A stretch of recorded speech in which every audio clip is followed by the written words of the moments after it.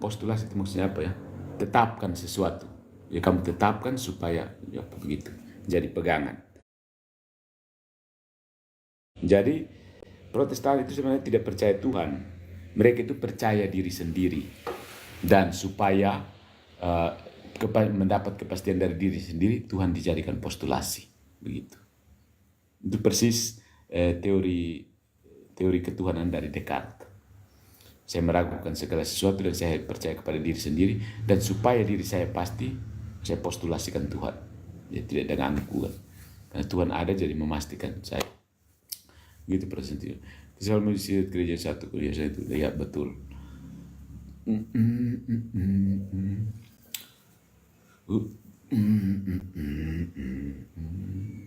Dalam sejarah kenapa Protestan itu menganggap diri Kristen?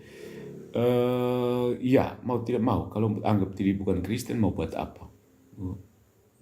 Mereka merasa diri Kristen. Entah dari mana mereka. Pokoknya mereka merasa tiba-tiba mereka merasa lebih Kristen dari orang Kristen lah. Padahal buang kitabnya orang Kristen, tolak aturannya orang Kristen. Dan mereka merasa lebih Kristen. Itu karena apa? Iblis kan? Iblis bahkan merasa lebih Tuhan dari Tuhan. Apalagi cuma hanya lebih dari Kristen. Protestan pun jagonya di situ. Ya. Iblis itu dia merasa lebih Tuhan, maka dia tidak mau tunduk. Begitu. Pas 3 hari lalu aku kutuk orang yang menuduh Salve. Okay? Romo, apakah Palmarian itu Kristen? Mereka Kristen heretik. Begitu. Kristen bidat. Sedap, oke. Yang Protestan paham ya, diam dia.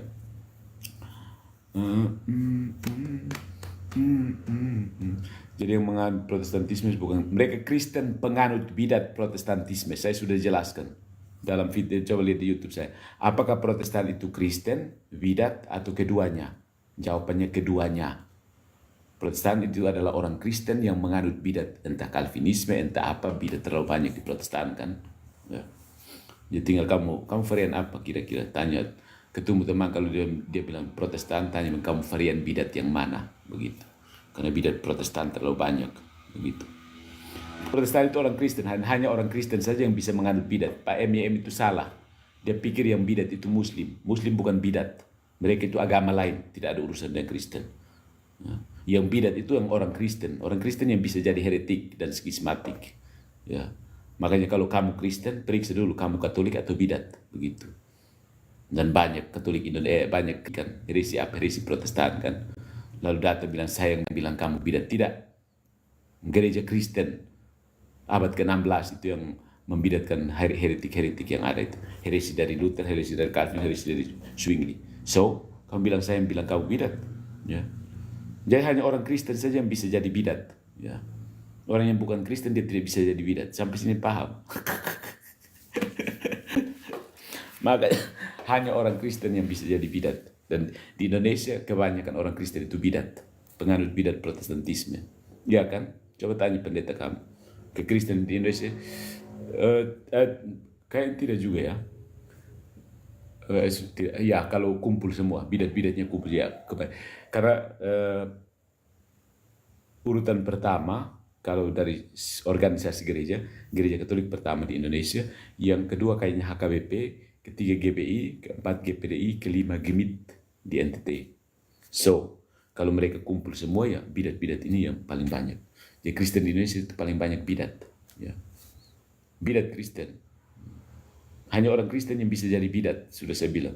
Jadi MYM itu salah. Dia pikir yang bidat itu harusnya Katolik, Muslim. Ya. Dia pikir yang bidat itu harusnya tidak terima Trinitas. Tidak. Kamu hanya terima tolak satu ajaran itu kamu sudah jadi bidat. Ya. Bidat parsial namanya. Tidak butuh bidat serius untuk jadi bidat. Cukup kamu hanya tolak baptisan saja, kamu selesai. Tidak terima Ekaristi selesai jadi heretik. Kamu buang sakramen, buang Alkitab saja itu sudah heretiko. Masa kamu tidak mau terima bahwa kamu itu heretik? Ya. Entah kamu mau rasa diri paling benar, intinya kamu heretik dari kekristenan sejarah, kekristenan historis, begitu. Nah, satu-satunya cara kamu membenarkan diri adalah dengan mengatakan bahwa kekristenan historis sudah salah. Hanya dengan demikian kamu bisa jadi benar, iya kan? Kalau tidak ya kamu tetap heretik. Jadi kamu jangan pikir orang yang tidak tahu tentang Kristen itu yang disebut bidat. No. Justru orang yang tahu tentang kekristenan hari-hari sebut Tuhan Yesus itu yang itu calon utama bidat-bidat itu. Begitu. Ngopi dulu. Oh ya, nanti saya putar kopi. Begitu. Jadi beritahu Pak MBM itu orang Kristen, orang yang bukan Kristen tidak bisa dibidatkan. Dia ada urusan apa kamu kasih bidat orang? Justru orang yang mengaku Tuhan Yesus itu yang periksa dia baik-baik sampai dia bidat. Dan kenyataannya di Indonesia itu banyak Kristen bidat, Kristen heretik. Ya. Berdasarkan keputusan gereja historis, kekristenan historis pada abad ke-16. Pada abad ke-16 itu terjadi revolusi Protestan yang melahirkan banyak bidat. Paling banyak bidat sepanjang sejarah itu dimulai dari abad ke-16. Itu karena apa? Martin Luther membuka pintu semua bidat-bidat kuno yang sudah dikubur oleh gereja itu bermunculan kembali, bangkit kembali. Resurrection of the heretics, resurrection of the heresy. Itu gara-gara pemberontakan Martin Luther. Maka sekarang Protestan bingung sendiri kan. Di sesama sana ada bidat sini, di sini ada bidat sana, ini bidat sana. Di NTT kayaknya ada penganut bidat Helvidianisme. NTT ada Kristen penganut bidat Helvidianisme. Mereka yang percaya bahwa Yesus itu punya adik kandung, itu namanya bidat Helvidianisme. Ada Protestan NTT, saya rasa ada penganut bidat Helvidianisme. Yang tiap kali bilang orang-orang Katolik sembah patung itu jatuh, kita periksa baik-baik, itu biasanya mengandung dua bidat, doketisme atau adopsionisme. Kamu yang sibuk bilang orang Katolik menyembah patung itu, kita kejar terus kamu sampai ke akar, itu biasanya mengandung bidat doketisme atau adopsionisme. Yang mengatakan Bunda Maria berdosa, itu juga jatuhnya nanti bidat adopsionisme atau bidat doketisme. Tidak percaya? Coba kamu nyatakan proposisi yang kita periksa sekarang. Mereka-mereka yang garang menyatakan bahwa Bunda Maria itu berdosa seperti kita, itu ujung-ujungnya kamu jatuh ke dalam doketisme atau adopsionisme. Ya, karena otak Protestan itu hanya tahunya mau protes, tidak pikir panjang, begitu. Orang Kupang bilang garagas mau protes itu kah? Jadi cuma pikir panjang. Orang yang emosian itu kan. Luther itu kan marah karena dilihat dia pun kawan-kawan pastor yang terlalu bagaya dan jual-jual surat apa dong itu, terlalu korupsi banyak.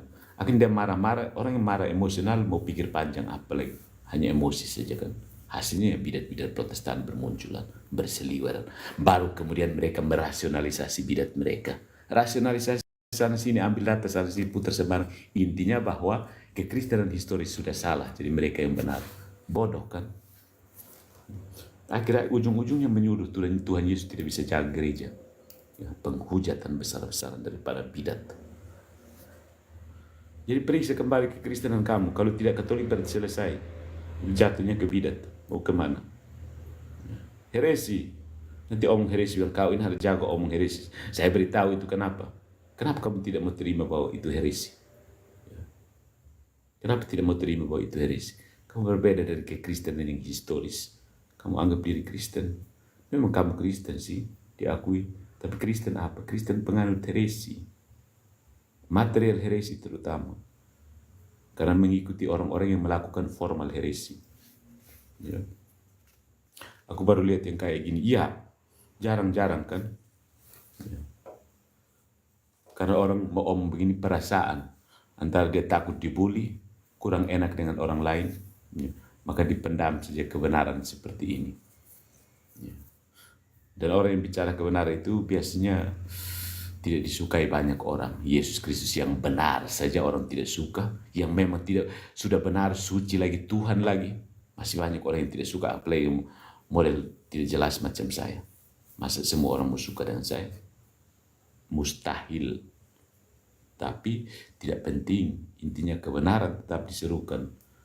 Kalau kepanasan cari data sendiri, bukan suruh saya yang cari kasih kau data. Enak saja mau cari kasih kau data. Kau tidak bisa cari sendiri data kan? Begitu. Cari data sendiri.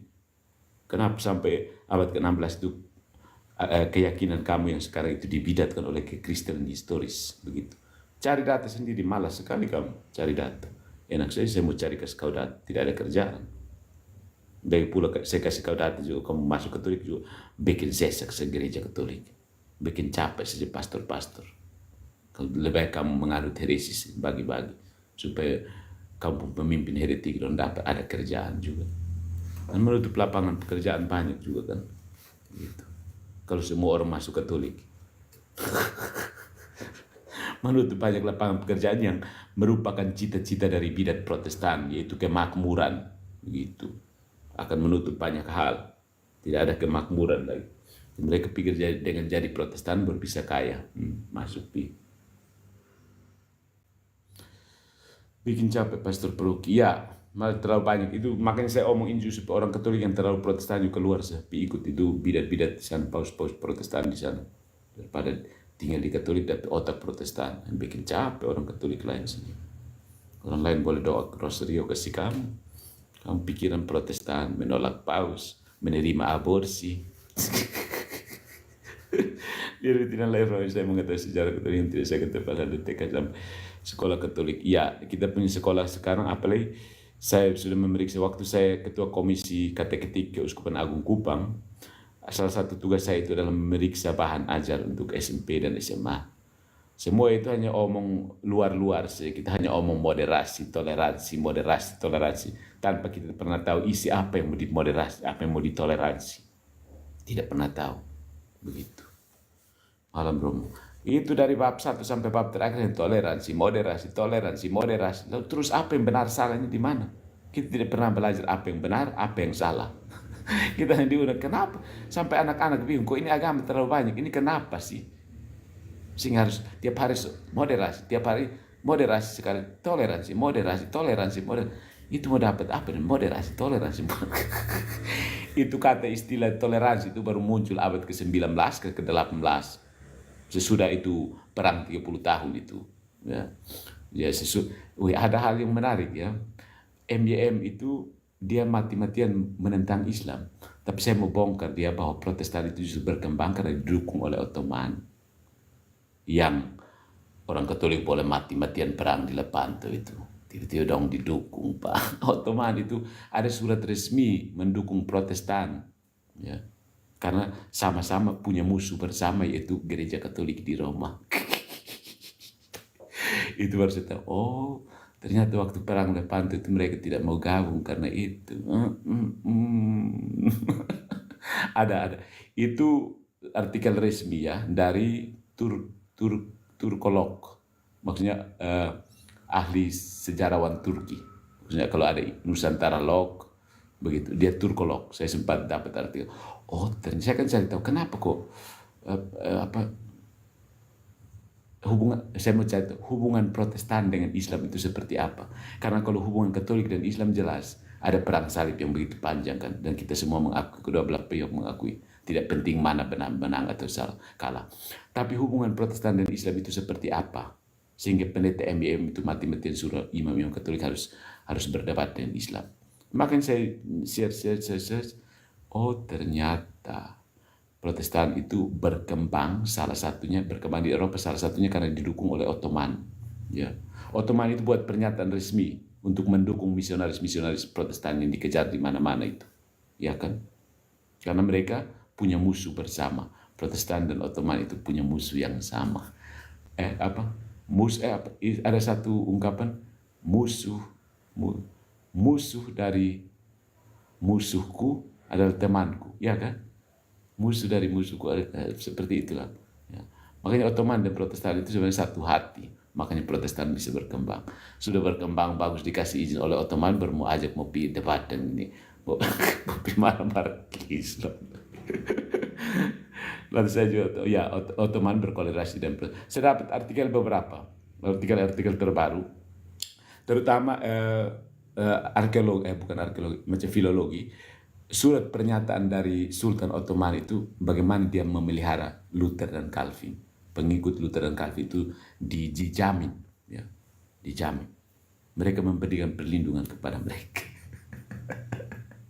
Sementara kita ada tengah mati, ada berdoa rosario muku supaya menang di Lepanto ini. Ya nanti saya bahas. Saya baca supaya tangkap intinya dulu supaya jangan kelihatan provokatif ya. Bagaimana hubungan Ottoman ya, jadi Ottoman dan Ortodoks juga ada, Ottoman dan Protestan juga ada, Ottoman dan Katolik juga ada, tapi mereka dilibas lewat Lepanto melalui doa Rosario. Keren kan? Ya, nanti saya bahas Ottoman dan Protestan. Kayak gitu nanti menyala ya.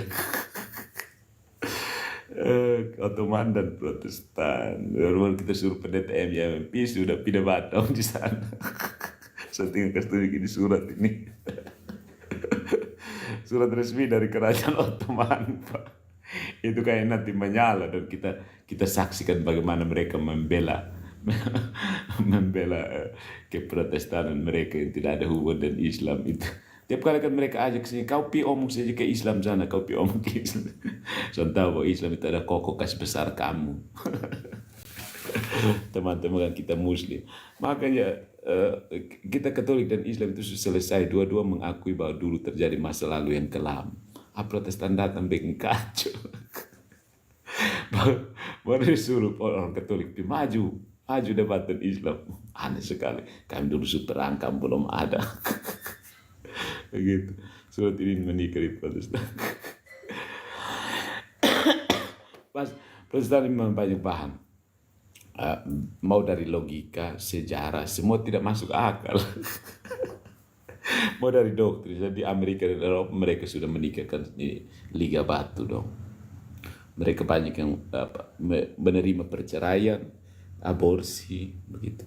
Konsili-konsili mereka tidak terlalu ikut. Saya sudah jelaskan bahwa konsili Nicea itu sangat tidak Protestan. Ya, aku duduk saya diam sambil lihat para ahli surga saling cemooh. Ahli surga saling cemooh, maksudnya bagaimana? Bagus kalau pertemukan Alkitab menyuruh berdamai sebenarnya dengan siapa sih? Berdamai. Saya pikir kalau dibaca baik-baik sebenarnya ada perintah untuk mempertahankan. Kalau konflik untuk kebenaran sebaiknya konflik. Kalau yang kamu pertahankan itu kebenaran, biar ada konflik. Yang penting yang pertahankan itu kebenaran. Begitu. Kalau kita baca Alkitab suci baik-baik, ya kan? Dulu kan supaya menegaskan monoteisme, Tuhan bahkan suruh orang supaya perangi suku-suku di sekitar kan, suruh orang Israel perang kan, itu damai di situ.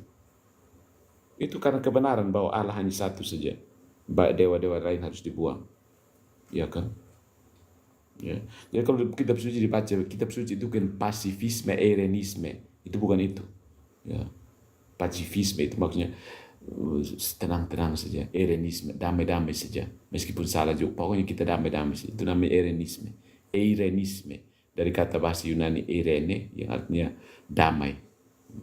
Erenisme. Mulet kayaknya. Mulet itu yang kermana? Mulet. Saya pernah dengar sih, tapi mulet itu bentuknya kermana. Yang juru konflik saya sudah bertobat Romo.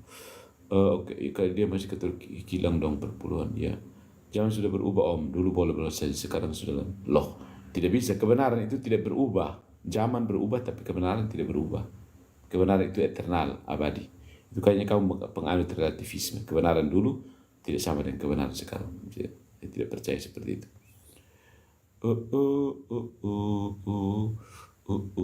Berarti saya sebenarnya otong dilibak di gendong.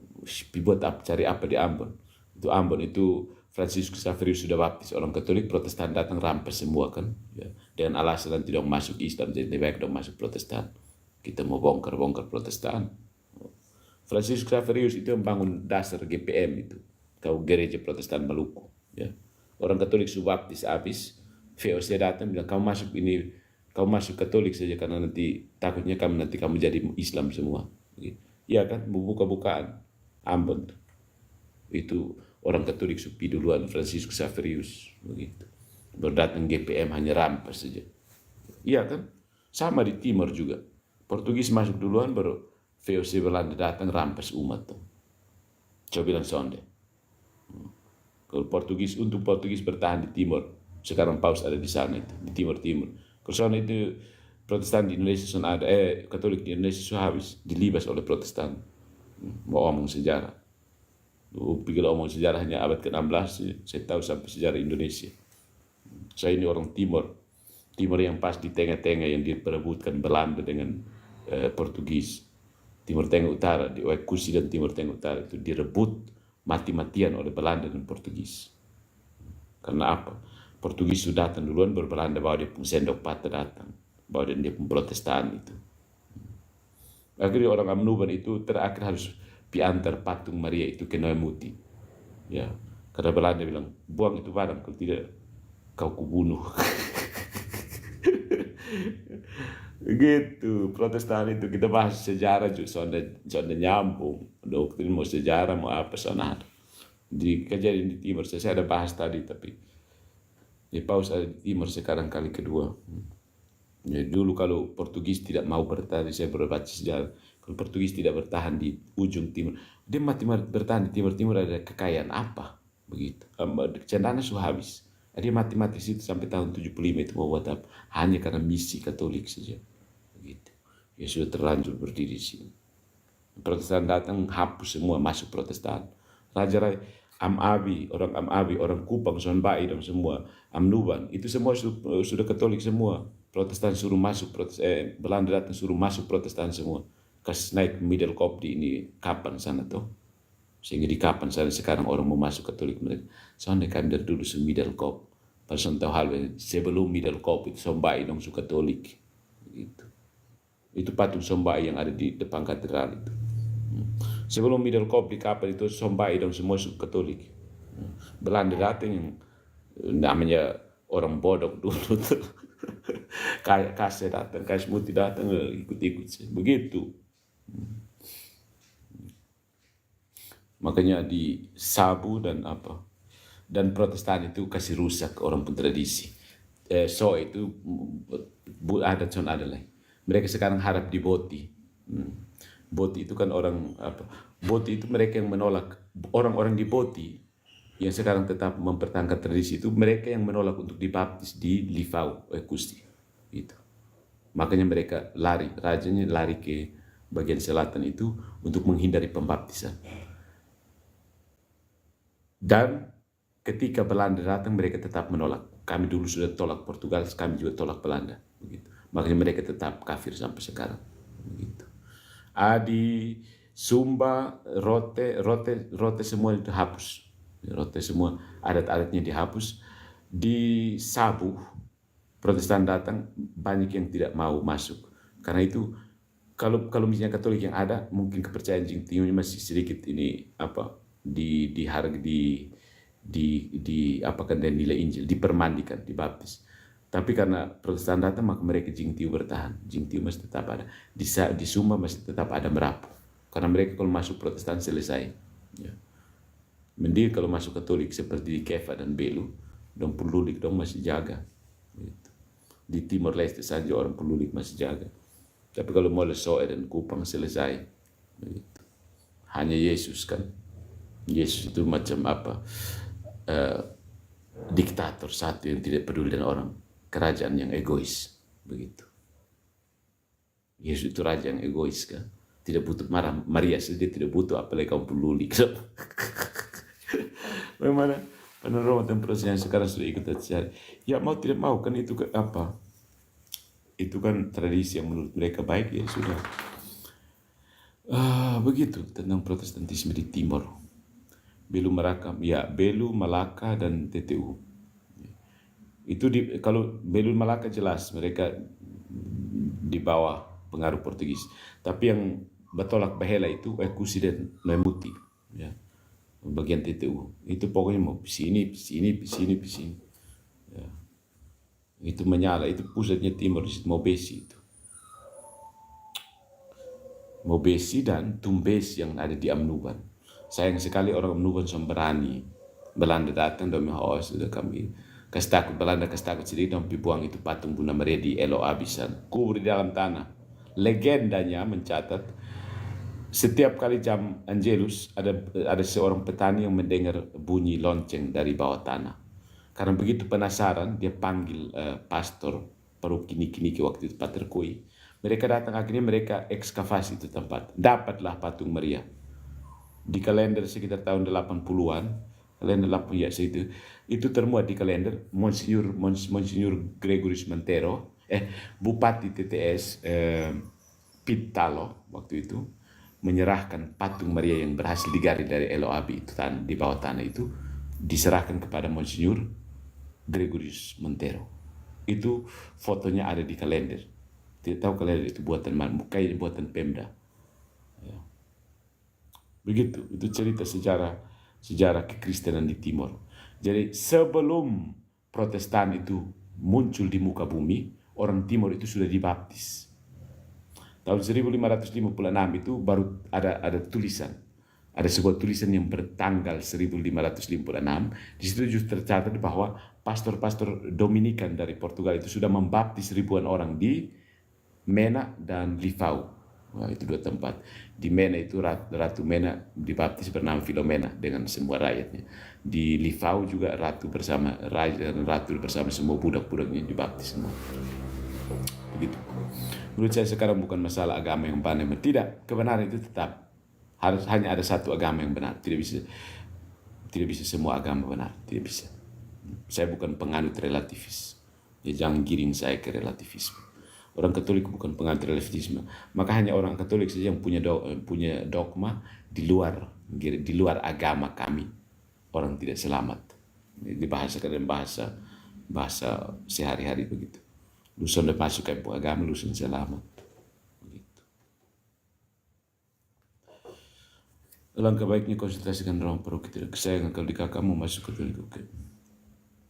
Aduh, sahabat ini musuh mati.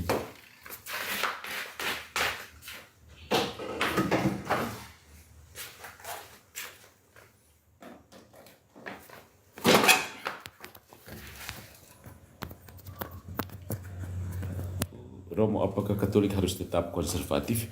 Konservatif itu kan memelihara. Jadi Katolik itu harus tradisional. Kebenaran itu tradisional dan konservatif. Kebenaran itu Katolik, kebenaran itu tradisional, dan kebenaran itu konservatif.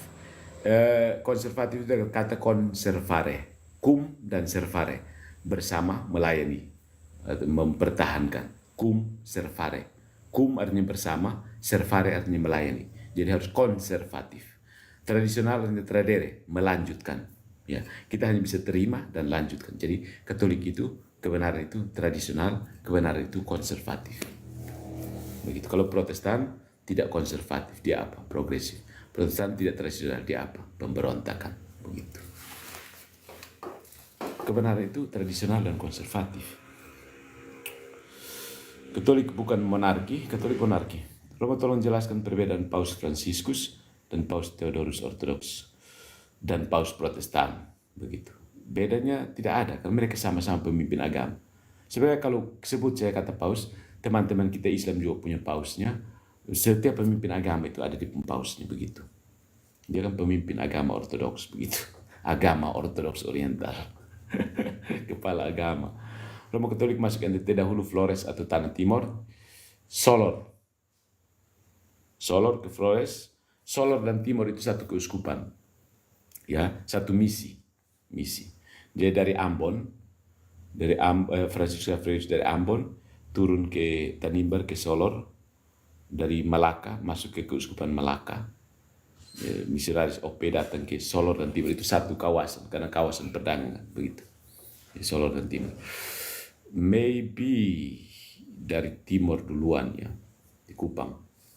Karena Kupang lebih tua kan. Floating. Oke. Romo, terima kasih atas fiti Romo, temanku kembali ke itu. Oke, sama-sama. Salam dari Tanimbar. Ya, Tanimbar. Satu kali saya harus ke mana? Olilit itu saya share. Satu kali saya harus ke sana. Olilit. Ya. Sekarang bisa Pongju. Bukannya Flores Timur duluan. Flores Timur tidak. Solor. Flores Timur nanti. Dari Solor baru masuk ke ini. Solor kan dikejar terus, mereka masuk ke Flores Timur, lalu itu dan Sika, baru itu menyebar ke barat lagi. Ende bahkan, kalau secara catatan sejarah, Ende mungkin lebih, tapi kemudian hilang. Solor dan Larantuka dan Sika itu beruntung karena ada banyak bangunan yang ditinggalkan di situ, banyak catatan bersejarah. Romo Keuskupan Malaka itu pusatnya di mana? Bukankah lebih dahulu di Atapupu Romo? Bukan. Malaka, diocese Malaka, pusatnya di mana ya? Kayaknya Ultramarine ya. Itu di bawah kerajaan Portugal. Portugal. Ya. Jadi Portugal itu mendirikan diocese Malaka. Sesudah dari Goa di India, datangnya ke Malaka. Kalau di Atapupu tahun berapa sih? Atapupu. Lifau lebih duluan. Lifau dan Mena kayaknya lebih duluan. Atapupu resmi sebagai paroki, iya. Tapi Silawan lebih duluan dari Atapupu sebenarnya. Silawan sempat ada dibangun gereja. Ya. Kayaknya Silawan itu yang jadi bakal paroki Atapupu. Kalau catatan dari tulisan-tulisan dari Portugal, mana yang benar, Portugal atau Portugis? Kalau kita di timur biasa bilang Portugis ya. Portugal itu Silawan yang disebut dalam catatan dari orang-orang Dominikan itu Lifau, Mena, Am-Abi, Batu Putih, Kupang, Amnuban, Noemuti, lalu ya kalau di Timor Leste punya Maubara ada, Vemase, Manatutu, apalagi Fikeke, ya Dili tentu saja. Romo Keuskupan Malaka itu pusatnya, kayaknya di Malaka saya cek pusatnya. Atapupu, no, kayak Mena dengan Lifau lebih duluan. Meskipun paroki secara definitif ya Atapupu, aku setuju. Atapupu paroki tertua di timur, tapi stasi dan kapela-kapela kecil. Bahkan Uskup Malaka itu sempat tinggal di Lifau, dan di situ katedralnya ada di Lifau. Itu yang sempat saya baca dari tulisan-tulisan dari sejarawan Dominikan. Jadi uskupnya sempat mungkin 5 atau 6 tahun tinggal di Lifau.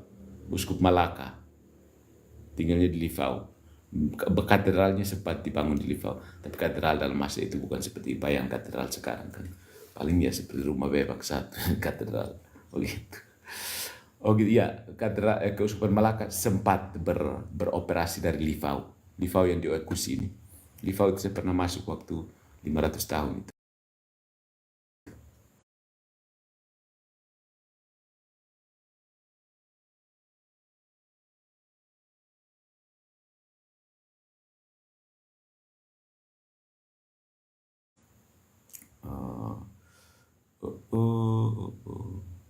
Kalau Katolik Protestan nih Katolikannya, oke. Begitu ya. Rekomendasi buku filsafat yang ringan, coba kamu baca Dunia Sofi. Itu novel yang bagus. Dunia Sofi. Paus pemimpin tertinggi dunia sih. Kok Paus pemimpin tertinggi dunia sih? Iya, dalam arti Los Palos kayaknya ke belakang. Los Palos itu mereka kebanyakan baru jadi Kristen setelah pendudukan Indonesia. Mereka itu masih tertinggal. Waktu Indonesia datang, Indonesia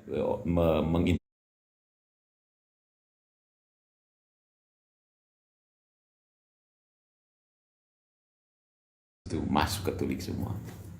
Kalau Manatutu, Dili, Maubara dengan Oekusi. Oekusi itu lebih dulu. Kampung asal usul Timor Leste itu ada di orang Dawan kami, begitu. Kamu Timor Leste kan? Kalau Timor Leste itu asal usul ada di kami orang Dawan. Ya. Atau Meto. Baikenu ya, kami bisa bilang Baikenu. Di Timor Leste itu kuatnya karena ada di dari kami orang Dawan, begitu. Jadi kami ini tinggal di Indonesia, tapi kami pun anak yang kamu. Dipengukuhan kembali saja. Aceh dengan Rasul Beato Redemptus ya, mereka Beato OCD. Portugis itu bahasa Indonesia, sedangkan bahasa Portugis itu Portugal. Oh ya bisa jadi, bisa betul. Karena kalau ke bahasa Inggris beda. Bahasa Inggris itu Portugis kata sifatnya kayak Inggris dengan England. England. Portugis, Portugal, begitu. Makanya saya tanya tadi, di Indonesia Portugis atau Portugal ya? Begitu. Karena ada Inggris, ada England, begitu kan? Ada Thailand, ada Thai, begitu. Ada Jerman, ada Germany, begitu. Jerman, ada Germany, begitu. Itu yang saya tanya. Kami menunggu Pastor Patricia Tanimur. Iya, saya mau jalan-jalan ke Olilit. Yang Ratu Rosari itu kan. Gereja Ratu Rosari itu. Aku mau jalan-jalan ke situ biar orang sok kenaju. Jadi ke situ dari Portugal ya. Ala kok semakin tambah bingung dan orang begitu. Oke, Los Palos kemudian Los Palos itu mereka kebanyakan jadi Katolik waktu pendudukan Indonesia. Kalau Vikeke mana tuh masih sangat-sangat dan beliau dilepaskan karena rambutnya dipotong sangat-sangat. Inilah barang soal selera itu. De gustibus non est disputandum. Tentang selera itu tidak bisa diperdebatkan. Maksudnya pemimpin gereja Katolik tertinggi di dunia. Sama dengan anjuran Romo kan. Oke. Romo suka baca novel kah? Ya, saya pembaca novel yang rakus. Dulu sih, tapi sejak ada sosial media ini saya sudah jarang baca novel.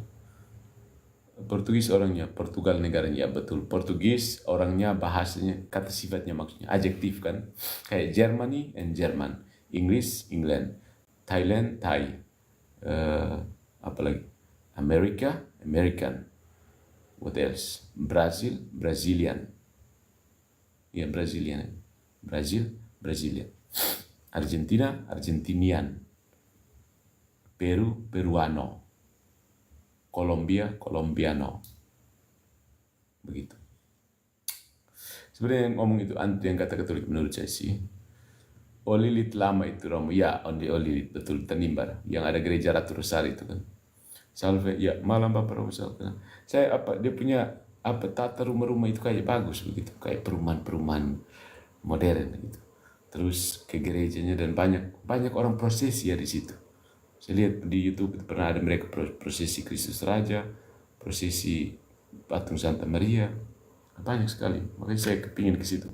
Di pantai itu ada macam patung, kayaknya pendaratan misionaris pertama di situ ya, dijadikan monumen kayak yang di Livau.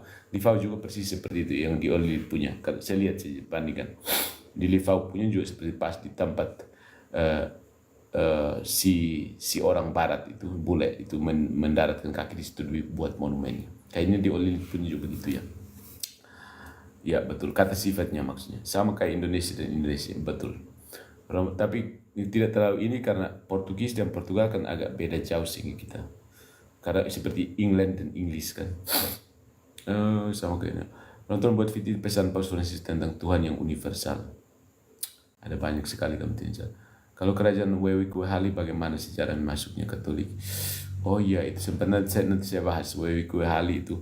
Wewi Kuehali hubungan dengan Larantuka dan hubungannya ke Manatutu. Jadi waktu bicentenario di Manatutu itu saya ikut di situ Raja Larantuka juga diundang secara khusus.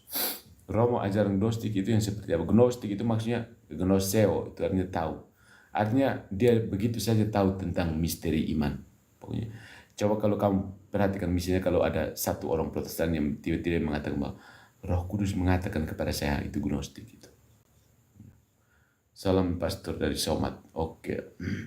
Betul sih Rom, kalau tidak salah dalam buku The Political System of Atomic disebut tentang suku Melus. Oh ya. Coba kalau Portugis jajah lebih lama lagi NTT supaya tolong punya face macam bulat. Tolong punya face macam bulat. Tidak perlu, kenapa harus face macam bulat? Kenapa kamu tidak puas dengan kamu? Saya mau ini puas dan rambut saya keriting. Oke, tidak jelas. Romo kok tidak ke misa, tas tulu tidak diundangkan. Saya tidak sepenting yang kamu sangka. Saya tidak sepenting yang kamu sangka itu. Begitu. Karena untuk misa saya bisa merayakan Ekaristi sendiri sini tanpa harus ke tas tulu. Perayaan Ekaristi saya tetap sah. Romo coba bahas novel dan Brown tentang Da Vinci Code, banyak fiktif kontroversi. Semua orang tahu bahwa itu fiktif kontroversi. Apa yang mau dibahas? Begitu. Itu kecuali kita bahas untuk anak kecil yang tidak mengerti apa-apa. Semua orang yang main sosial media saya rasa tahu. Kursinya masih kuat juga ya, mau perawatan dibiarkan memang. Oke. Radikal. Romo enggak dulu buat video di sana. Oh, Romo enggak, ya betul. Di sana. Betul sekali. Iya, monumen itu ya. Saya mungkin satu kali, saya rindu sekali mau ke situ satu hari. Romo sekarang banyak orang yang masuk Protestan dan kasih mereka lebih besar. Apa itu bisa menyelamatkan? Tidak. Yang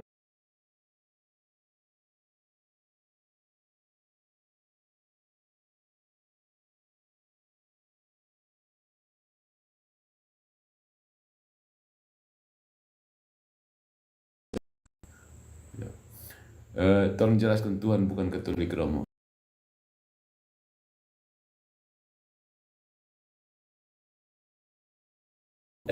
tradisinya misdidar itu orang laki-laki. Tapi setelah dokumen Konsili Vatikan kedua mengatakan partisipasi awam, ya namanya awam, perempuan juga awam kan, begitu. Awam itu ternyata perempuan juga kan. Sudah banyak yang bahas, tinggal ya betul, salve Romoku. Tapi biasa tidak naik di panti imam. Ya secara tradisional harusnya tidak. Kalau kita mau jaga tradisi ya harus itu. Terima komuni juga dengan berlutut dan pakai lidah. Ya. Jadi kita tidak bisa ambil tradisi yang kita suka, buang tradisi yang tidak suka, begitu. Ya. Halo Om Romo, salam kenal dari Flores. Oke, salam.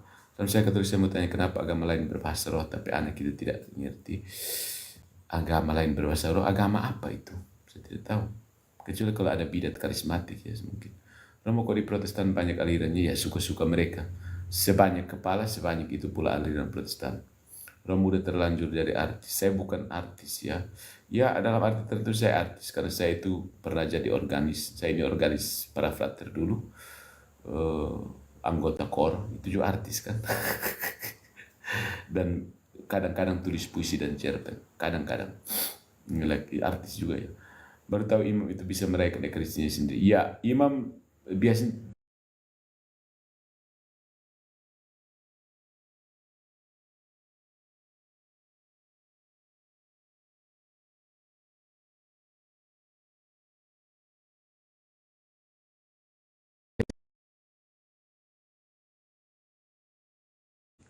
dia selalu merayakan ekaristi bersama gereja. Dia selalu merayakan ekaristi itu dipersembahkan oleh gereja. Itu ibadat liturgi gereja. Jadi imam tanpa umat yang kasat mata, ada umat yang tidak kasat mata. Mereka yang ada di api penyucian dan mereka yang ada di surga. Para kudus. Kau pikir kau bisa itu sendiri? Kita tiap hari Minggu itu bukan ketemu saja ketemu tetangga yang muka jelek itu. Tapi juga ketemu dengan para kudus, para malaikat dan jiwa-jiwa di api penyucian. Begitu. Begitu ya. Malam Romo menjelaskan orang kafir dengan menganut agama siapa yang diselamat. Maksudnya jelaskan orang kafir dengan menganut agama siapa yang diselamat. Pertanyaannya apa? Saya tidak tangkap apa pertanyaan. Usia yang benar apa? Akar dari tiles itu daun atau sebaliknya? Saya lihat fakta sejarah sekarang orang maksudnya di daun, maksudnya kamu turun di Livau kan, di orang daun kan, baru kemudian kamu karena takut dengan ini Belanda menyeberang ke Dilisan. Jadi akarnya begitu. Maksudnya Timor Leste-nya, negara Timor Leste. Orang Dawan. Tapi dua-duanya sebenarnya kakak adik, Likusain dan ini apa, Wewe Kuhali. Ya. Dawan dan ini apa.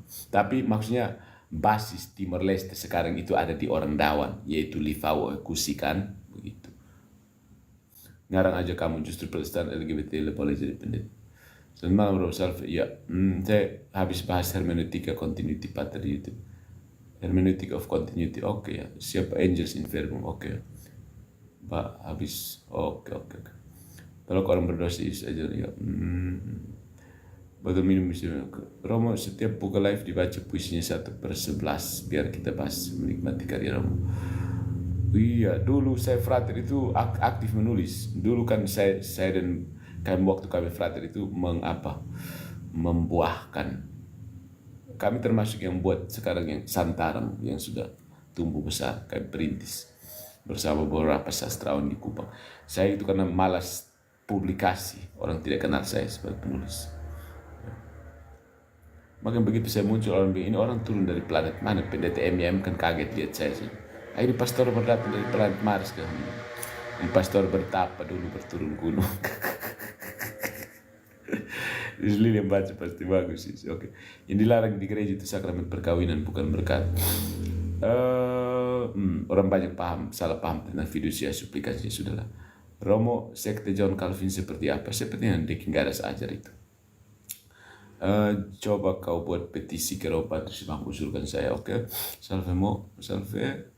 How many people are watching me? 214. Oke. Pastor bertapa di Gunung Mutis dan Ramelau. Dua-dua saya sudah sampai di puncak. Mutis belum. Saya sudah sampai duluan di Ramelau. Naik veto Ramelau itu saya sudah pegang-pegang itu patung. Orang Lesepi menyembah patung di situ. Romo Samsamun juga ahli filsafat kah? Maybe. Orang-orang di Eropa umumnya pendidikan klasik mereka itu ada basic filsafat. Jadi mereka pendidikan wajibnya itu klasik literatur, bahasa-bahasa kuno seperti antara Latin atau Yunani, dan pengantar filsafat sedikit di zona wajib sekolahnya. Romo perambut sama dan seles, oh gitu. Romo apa Romo dari kapusin harus punya jenggot ya? Tidak juga. Romo menjelaskan bahasa roh dalam gereja Katolik dan bagaimana praktiknya. Bahasa roh itu karunia yang langka. Jadi kalau dapat, kalau tidak dapat, jangan paksa diri. Begitu. Karunia yang memang langka. Karisma, namanya karisma itu artinya karunia yang langka. Dan itu dia hanya sarana menuju kekudusan, bukan tujuan kekudusan. Yang salah dari karismatik itu adalah mereka memperlakukan sarana sebagai tujuan. Salah. Romo tidak ketileskan, tidak perlu. Ya benar banyak sampai sini. Romo apa Romo dari kapusin harus punya jenggotnya? Tidak.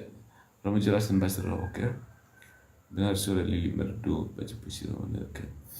Waktu berani kita serahkan ke nona Aisyah, oke? Romo apakah bahasa roh orang Protestan itu, apakah itu dikaruniakan? Ya, tapi kita tidak tahu itu dikaruniakan betul atau dipaksa karuniakan, begitu. Kebanyakan tidak, itu terobsesi saja. Karismatik, namanya karisma itu selalu langka, tapi kalau sudah terlalu banyak yang bahasa roh itu berarti tidak jelas lagi. Ya kalau sudah dilatih itu aneh, itu berarti bukan itu sesat. Romo benarkah gereja Advent gereja mula-mula? Tidak benar. Romo ini tante saya dapat karunia bisa menyembuhkan orang sakit, dan bisa ada banyak orang mendapat karunia, tapi tetap saja itu langka dan tidak diminta. Dia datang di sini. David Wood dan J. Smith mereka Katolik kan? David Wood kayak tidak. J. Smith I don't know. Tidak terlalu nampak. Kalau Sam Samun saya tahu dia Katolik. Sam Samun saya tahu dia Katolik, tapi J. Smith, David Wood tidak. David Wood itu apologet yang dia lebih fokus ke Islam ya. Dia kayak evangelical Amerika. Kalau minum kopi Bajau, kirim sudah kirim. Saya di Kupang mau minum kopi Bajau ya harus yang dikirim dari Bajau kan. Begitu. Tante saya mimpi sama Bunda Maria sampai sekarang dia bisa menyembuhkan orang sakit. Ya ada yang punya karunia itu.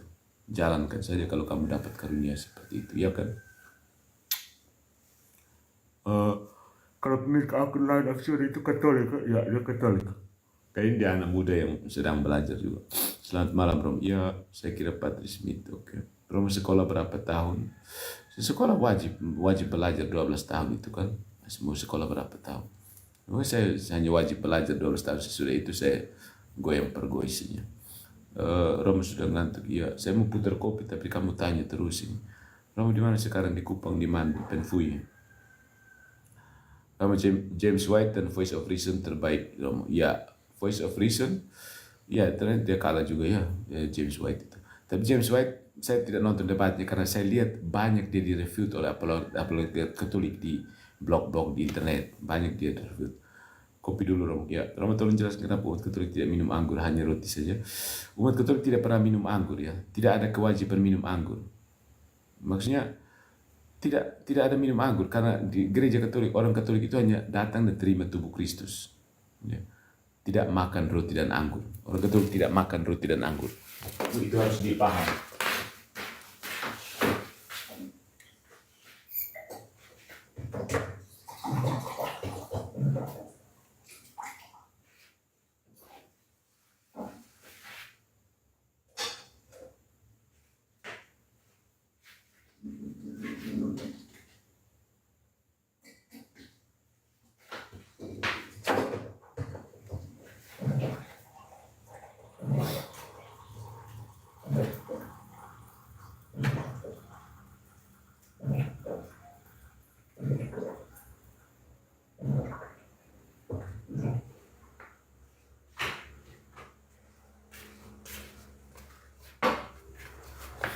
Jadi orang Katolik itu tidak makan roti dan minum anggur. Orang Katolik itu ikut perintah Tuhan, yaitu makan tubuh Kristus.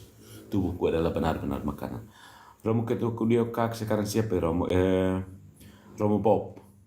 Ketua dia kak ya Romo Bob. Romo ketua dia kak ya. Dia Romo Bobnya. Romo kalau lagu rohani mix menjadi musik elektronik, apakah itu dosa Romo? Tidak. Tidak, lagu rohani tidak. Itu memang urusan rohani kan. Tidak ada yang salah di situ. Itu kan kreativitas seni. Hanya karena kamu tidak suka musik remix, jangan pikir itu sesuatu yang dosa. Protestantisme memang kosong kan. Yang ada isi itu ajaran Katolik yang mereka punya isi karena ajaran Katolik yang mereka percaya itu. Punya isinya di situ, tapi kalau selagi bisa digabung dengan karismatik, maksudnya tidak bisa. Misa ya harus misa, jangan gabung-gabung sembarang. Misa dia pun ritus tetap, jadi tidak bisa diutak-atik lagi. Kenapa pergi utak-atik itu misa itu? Kenapa terlalu paksa diri mau cari Protestan, keinginan sendiri harus digolkan? Kamu hebat apa sehingga harus atur-atur gereja? Macam Protestan juga lihat. Karismatik itu kan muasalnya, cikal bakalnya dari Protestan, jadi memang sedikit-sedikit mau atur gereja. Sedikit-sedikit mau atur gereja Protestan karismatik kan. Bagaimana pandangan Roma tentang aliran Calvinisnya bidat semua Protestan sama? Itu hanya salah satu variasi Protestan, mau buat apa lagi? Bisa dibiarkan seperti mereka Protestan Roma gimana itu? Ya kan suruh mereka kalau itu Protestannya berhenti kan. Mereka kalau keras hati mau lanjut terus ya urusan mereka. Bukan saya yang masuk neraka karena itu. Ibu Marjana kalau sejarah menuju Georgia, oke. Mau pindah Katolik apa perlu dibaptis lagi? Saksi Yehova kayaknya perlu dibaptis. Karena mereka tidak mendapatkan baptisan Trinitas. Romo teman saya dari Saksi Yehova, dia harus dibaptis. Sedikit-sedikit protes. Ya, bahkan mereka kalau masuk ke sini saya lihat saya punya hidung saja mereka protes. Potong rambut Patris jangan sibuk membenci Protestan. Saya tidak membenci Protestan. Protestan memang salah. Protestantisme itu salah. Itu tidak perlu benci juga, dia salah. Begitu. Jadi saya hanya mengatakan bahwa Protestantisme itu salah banyak. Ya. Jadi tidak perlu buang energi untuk membenci. Nah, saya tidak punya energi lain kan untuk membenci saja. Memikir saya, ya banyak. Makanya Protestantisme itu pertama-tama saya hadir di sosial media itu untuk orang yang mengaku Katolik, terdaftar secara permanen di dalam gereja Katolik tapi pola pikirnya Protestan. Itu lebih baik kamu keluar ikut pendeta-pendeta paus-paus Protestan supaya meringankan tugas kami pastor-pastor. Kita boleh antri berdiri lama untuk kasih kamu komuni padahal kampung otak-otak Protestan begitu. Siapa yang membangkitkan Yesus dari kematian? Dia membangkitkan dirinya sendiri. Siapa yang membangkitkan? Tuhan itu kan punya kekuatan dari dirinya sendiri. Itu sama dengan siapa yang menciptakan Tuhan begitu. Protestantisme tidak suka dibilang ajaran copas, tapi pendeta protes lebih senang dipanggil pastor. Terus Yesus poligami tidak, dia menikah dengan satu gereja saja. Tuhan itu tidak poligami, dia tidak mendirikan banyak gereja. Imam yang bijak itu bijak bukan macam engkau ini imitab. Ini pasti Protestan. Kamu dari varian apa? Coba kita periksa kamu pembidat itu. Datang kasih tahu kamu varian supaya kita bongkar kamu pembidat. Begitu. Kita fokus ke gagasan, jangan fokus ke hal-hal fisik yang remeh-temeh seperti rambut, kumis, jenggot. Itu mau apa? Protestan otaknya di situ saja kan. Pantas kita bidat heresi, kamu tidak percaya juga. Tidak bisa mengerti juga. Karena otaknya hanya sebatas yang fisik saja. Sebenarnya hanya bisa lihat mata, hidung, rambut, itu saja. Kamu otak hanya itu saja. Begitu juga soal mau baca kitab suci, mau tafsir supaya dijelaskan ke seorang. Tiap kali hanya bisa pikir itu fisik saja, mau omong tentang Tuhan. Aneh kan? Coba lihat, yang datang ke sini hanya bisa lihat fisik, tapi soal mau omong tentang Tuhan. Ini kok ironis kan? Coba, Protestan mana yang begitu? Kopi lagi sudah mau, oke. Malah makin ramai sini, oke. Oke. Haleluya, Protestan the best heresy. Ya. Protestan is the best heretic. Karena apa? Melahirkan kembali semua bidat, literally semua bidat kekristenan itu adanya di Protestan. Terkadang sebenarnya punya pemikiran Protestan juga kan, ya. Apakah Tuhan itu berbeda kan? Ya Tuhan berbeda, ya Tuhan berbeda juga. Tergantung orangnya. The best heretic, yes, the best heretic. Karena saya kan bisa bilang, Martin Luther itu the prince of heretic, Protestan itu the best heretic of the world.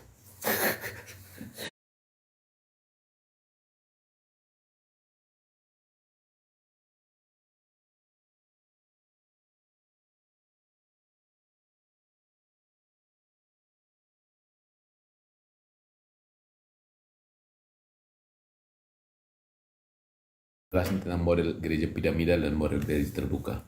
Piramidal dan terbuka itu maksudnya apa lagi? Saya tidak model-model begitu, saya tidak belajar yang begitu. Piramidal terbuka apa sih itu?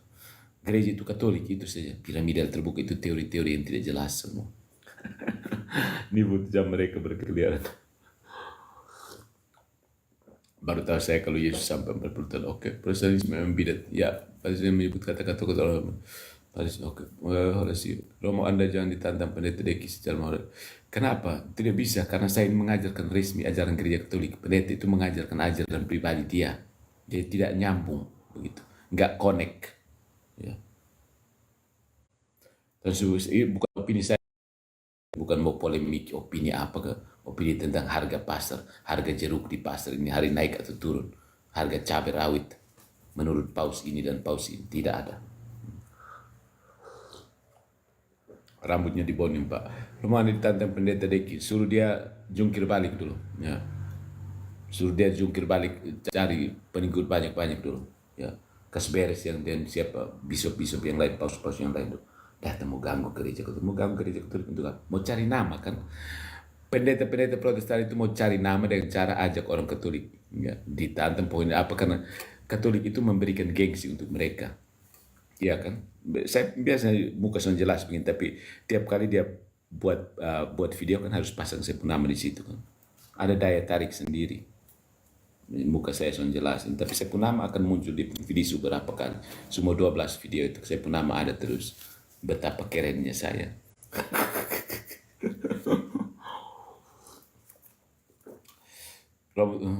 Bakar rokok biar enak ngopi. Kalau rokok pasti ditahan, ya ditutup di sini. Selain cari nama, cari Tuhan juga. Ya, cari Tuhan. Hari Om. Sekolah menurut terus. Roma Tuhan Yesus waktu usia 12 tahun dan kemana, dia tidak kemana-mana. Dia di Yerusalem.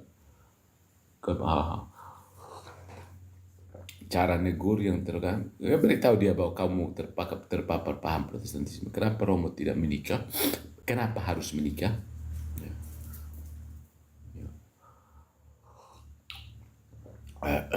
Salve Bapak Pastor. Iya salve. Betul. Roma tidak ke Timor Leste. Saya sudah ada di Timor, mau ke Timor Leste buat apa? Saya tinggal di sini itu paus nanti cium kampung tanah itu cium ini Timor ini. Ya. Saya ada jaga kampung di Fau di sini. Kampung orang betul di Fau. Mau ke Timor Leste buat apa? Nanti paus jalan bersepi ke kursus dong di sana. Kenapa Roma tidak menikah? Ya nyaman dan tidak menikah karena sudah ada orang janji untuk menikah di surga nanti. Tinggal di area mana? Tinggal di area abu-abu. Betul kan Martin Luther meninggal di kubur secara ya karena tidak ada Protestan waktu itu. Apa yang membatasi yang hitam di medsos dan membongkar ajaran Protestantisme? Karena banyak sekali paus Protestan yang menyesatkan orang Katolik. Semua orang bisa menikah tapi cuma orang ya. Bukan sibuk hidup kalau biar fokus aja ya. Karena Romo menyerahkan, oke, ketawa Romo menagih umat juga. Oke, thank you ya. Join love, oke. Besok saya mau kuliah ini. Oke, masih ada waktu. Kuliah pagi sih, so, kuliah agak siang, Bray. Pastor Protestan itu pastor abal-abal ya. Mereka itu random people yang baca kitab suci lalu mencoba untuk memaksakan tafsiran mereka pada orang lain dengan cara retorika. Begitulah. Kata pendeta MIM Katolik mengkutuskan para paus. Tanggapannya Romo itu tanggapan hiperpapelisme sebenarnya strawman falasi ya. Orang yang mengkultuskan paus itu sebenarnya bidat ya. Jadi orang Katolik yang mengkultuskan paus itu bidat. Jadi PDTM itu posisi gereja Katolik seperti itu, jangan mengkultuskan paus. Saya kan sudah bahas di hiperpapelisme. Kalau pernah cari di YouTube tentang hiperpapelisme itu bidat.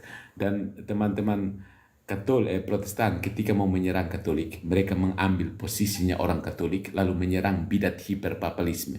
Jadinya nggak nyambung begitu. Jadi orang Katolik yang paham santai-santai saja.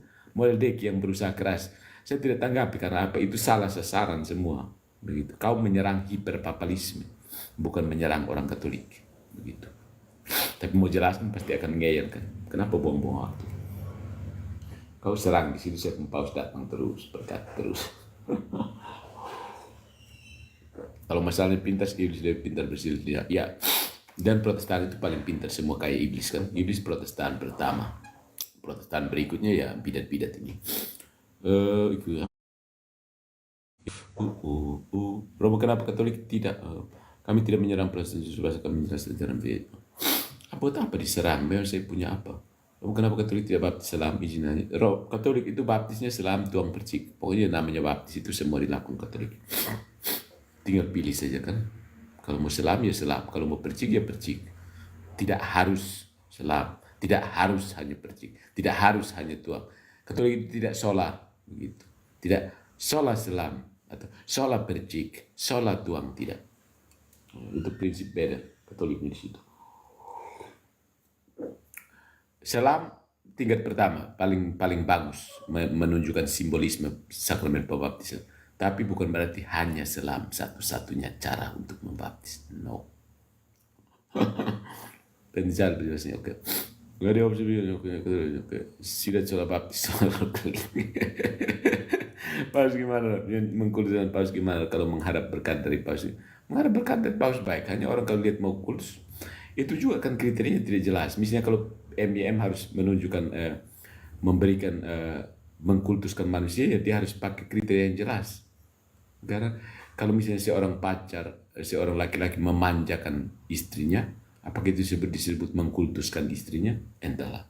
Karena dia sangat mencintai anaknya dan memanjakan anaknya, atau mencintai pasangan kekasihnya lalu dia buat kata-kata pujian yang bagus, apakah dia mengkultuskan? Saya sudah pernah bahas di dalam eksagerasi devosi kepada Maria. Jadi mereka itu kalau diajak untuk membahas gagasan basis filosofis mereka tidak mampu. Mereka hanya lihat fenomena lalu komentar terhadap fenomena begitu. Pola pikir kalau secara filosofis mereka itu pandangan mereka fenomenologis lalu mereka koreksi fenomena itu. Mereka tidak masuk ke basisnya, noumenanya mereka tidak masuk. Kalau diajak masuk ke situ mereka minggir semua.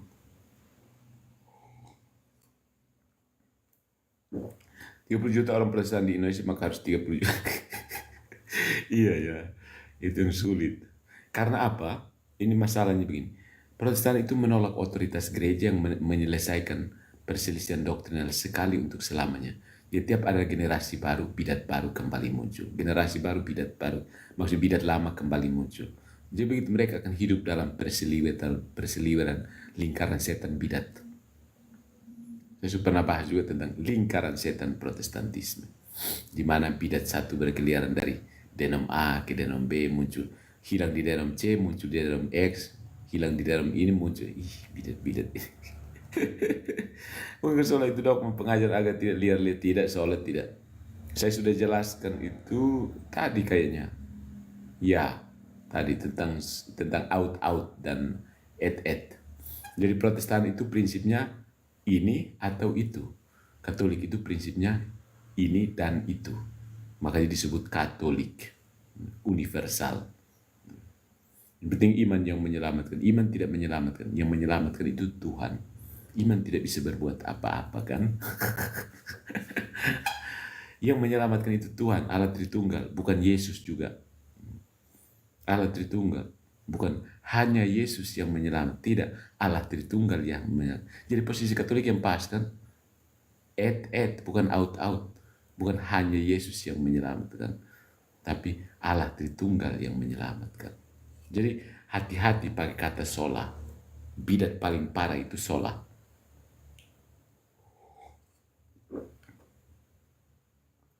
Dan ingat, si pangeran heretik itu punya satu kata magic yang dia sisipkan dalam terjemahan kitab suci berbahasa Jerman. Kata apakah itu? Sola. Kata magic untuk bidat. Kata magic untuk bidat itu sola. Ya. Nah, anehnya saya membahas tentang sola scriptura. Protestan-Protestan ini mereka pikir saya membahas tentang scriptura. Jadi saya suruh buang sola scriptura. Mereka pikir saya suruh buang scriptura. Otaknya tidak nyampe kan? Otak mereka tidak nyampe. Saya suruh buang sola scriptura itu buang ke tempat sampah. Mereka datang bilang, ini orang suruh buang scriptura. Bodoh. Bodoh semua itu. Muhammad iman dan perbuatan. Lain hanya saja sola ya. Romo sudah lihat apa? Romo sudah lihat Viti pada percik air di umat Romo semacam air berkat lucu. Saudara, hebat. Terus kembali ke 10 perintah Allah, kuduskan hari Sabat. Kau baca nubuatan Ellen G. White. Ellen G. White itu perempuan dari mana dia? Kamu kok ikut dia? Tidak jelas begitu. Sini saya ajar dia.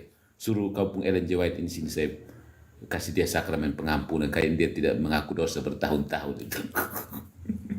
Suruh Ellen G. White, kalau dia mati kasih bangkit dia datang, saya ajar dia dulu. Ellen G. White dia bisa tipu-tipu kamu ikut-ikut saja itu. Aneh ini orang manusia. Kamu bisa ikut Ellen G. White itu. Ngeri sekali kaliannya. Amonot. Jadi saya pun kopi itu betul aja. Oke, kata-kata otaknya tidak sampai. Ya. Kasih paham. Kamu bisa ikut Ellen G. White itu. Dia datang dari Hong Kong kan, turun dari surga kan. Sini suruh Ellen G. White datang, saya kasih, kayaknya itu harus di eksorsisme. Saya bisa kasih eksorsisme sederhana, karena eksorsisme mayor eksorsisme itu hanya uskup atau imam yang terpilih, tapi saya bisa kasih buat dia minor eksorsisme. Suruh Ellen G. White datang, saya eksorsis dia dulu. Lo mau kasih tanggapan dulu, kenapa di gereja lain sudah rayakan Natal duluan? Tidak ada gereja, hanya satu, itu komunitas heretik mau buat Natal pada saat Paskah, itu terserah mereka. Ada urusan apa dengan mereka. Benar, Romo, kebanyakan dari mereka menangkap pakai urat. Bapak Romo ngopi terus sebentar, tidak bisa tidur lagi. Sabar dulu, mau oke. Ngopi dulu, Romo, jangan pada ladani. Oke. Kuliah gratis malam. Romo, kenapa Protestan mengklaim Garden Tomb itu? Oh ya, nanti kita bahas. Macam ada mereka punya alasan yang mencukupi untuk membuat tempat baru supaya melampiaskan kerinduan mereka akan tanah suci. Karena menurut mereka karena Yesus hidup di tanah suci, di tanah Yerusalem, maka tanah itu jadi suci. Tapi Yesus hidup dalam tubuh Maria, mereka tidak anggap itu tubuh itu suci. Itulah salah satu inkonsistensi Protestan. Mereka berbondong-bondong pergi ke tanah suci, tapi berbondong-bondong pula mengabaikan tubuh suci, tempat hidup Tuhan kita Yesus Kristus. Aneh kan? Sangat aneh itu inkonsistensi Protestan, salah satunya di situ. Nanti kita begini pakai putar argumen sana sini, sofisme datang lagi. Lalu kenapa Protestan mengklaim Garden Tomb itu? Mereka punya alasan supaya bisa ke tanah suci. Kalau di sana orang sama kenal dong. Itu kan Ortodoks dan Katolik saja yang jaga itu situs-situs bersejarah. Protestan mau di mana ya bikin satu tempat pretend bahwa Protestan itu kan banyak pretendnya kan, mulai dari reformasi juga pretend, kitab suci juga pretend, sampai itu Garden Tomb juga pakai pretend Yesus di situ. Pretend itu maksudnya apa? Buat seolah-olah, anggap saja. Oke. Injil Barnabas siapa yang buat? Injil Barnabas itu dibuat oleh mualaf dari Spanyol, ya, seorang mualaf ya, supaya dia ya lebih semacam balas dendam karena nenek moyangnya diinkuisisi macam begitu, rekonkista dulu ya. Makanya dia bikin itu untuk mengkaburkan. Mualaf Andalusia ya, menciptakan Injil Barnabas yang sejatinya itu bukan Injil, begitu, buku palsu. Bahwa Katolik mempunyai aliran rahmat itu banyak. Ya. Protestantisme itu pretender, ya pretender, airbender, defender, comprender, apalagi dispenser. Lalu menjelaskan tentang kedatangan Yesus kedua kali. Itu eskatologi namanya, panjang. Itu butuh kuliah. Di sini kuliah aja 2 SKS, eskatologi. Namanya Mustafa de Aran, ya betul. Kalau tidak salah yang bikin Injil Barnabas itu namanya, ya betul. Romo, apa tanggapan Romo mengenai The Book of Enoch? Maksudnya ditanggapi seperti apa? The Book of Enoch ya mau baca pi. Ada begitu banyak The Book of ini, baca pi. The Gospel of Thomas, ada The Gospel of Mary Magdalena, ada Proto Evangelium, baca pi. Mau tanggapi apanya? Gitu. Aliran terlalu banyak mirip aliran. Lo bisa jelasin sedikit tentang Katolik Anglikan? Tidak ada Katolik Anglikan. Protestan Anglikan ada, bukan Katolik Anglikan. Blender, ya.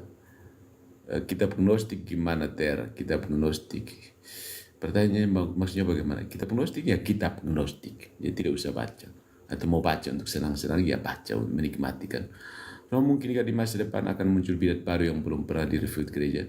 Tidak ada. Wahyu sudah selesai dan gereja Katolik sudah mempertahankan ajaran selama 2024 tahun.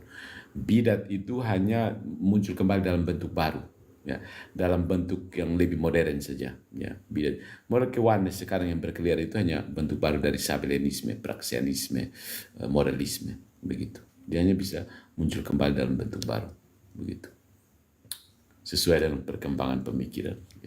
Tidak ada lagi bidat baru. Modernisme itu induk dari segala heresy. Jadi dengan adanya modernisme yang kemudian dianut oleh Luther, Calvin, dan Zwingli, bidat-bidat kembali bermunculan. Tentu saja dengan wajah yang lebih sesuai. Maksudnya apa? Sesuai dengan kemajuan zaman. Begitu. Jadi waktu Konsili Vatikan kedua, Gereja Katolik mengadakan aggiornamento.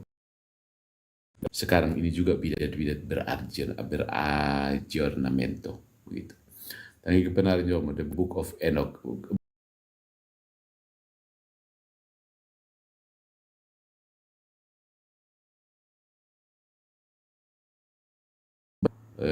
Harry Potter. Benar atau tidak? Benar, sebagai fiksi dibenarkan.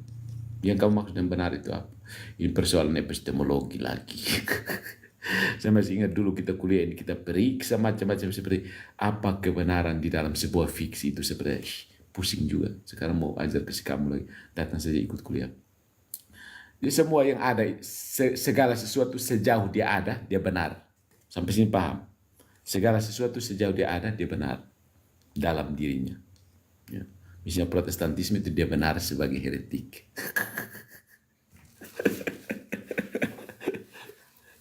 Gitu ya. Romo kenapa? Uskup Roma selalu disebut di doa surah agung, berarti dia pemimpin tertinggi. Dia pemimpin tertinggi itu uskup, ya. Uskup Roma itu ketuanya para uskup, maka dia disebut bersama dengan uskup kita, begitu.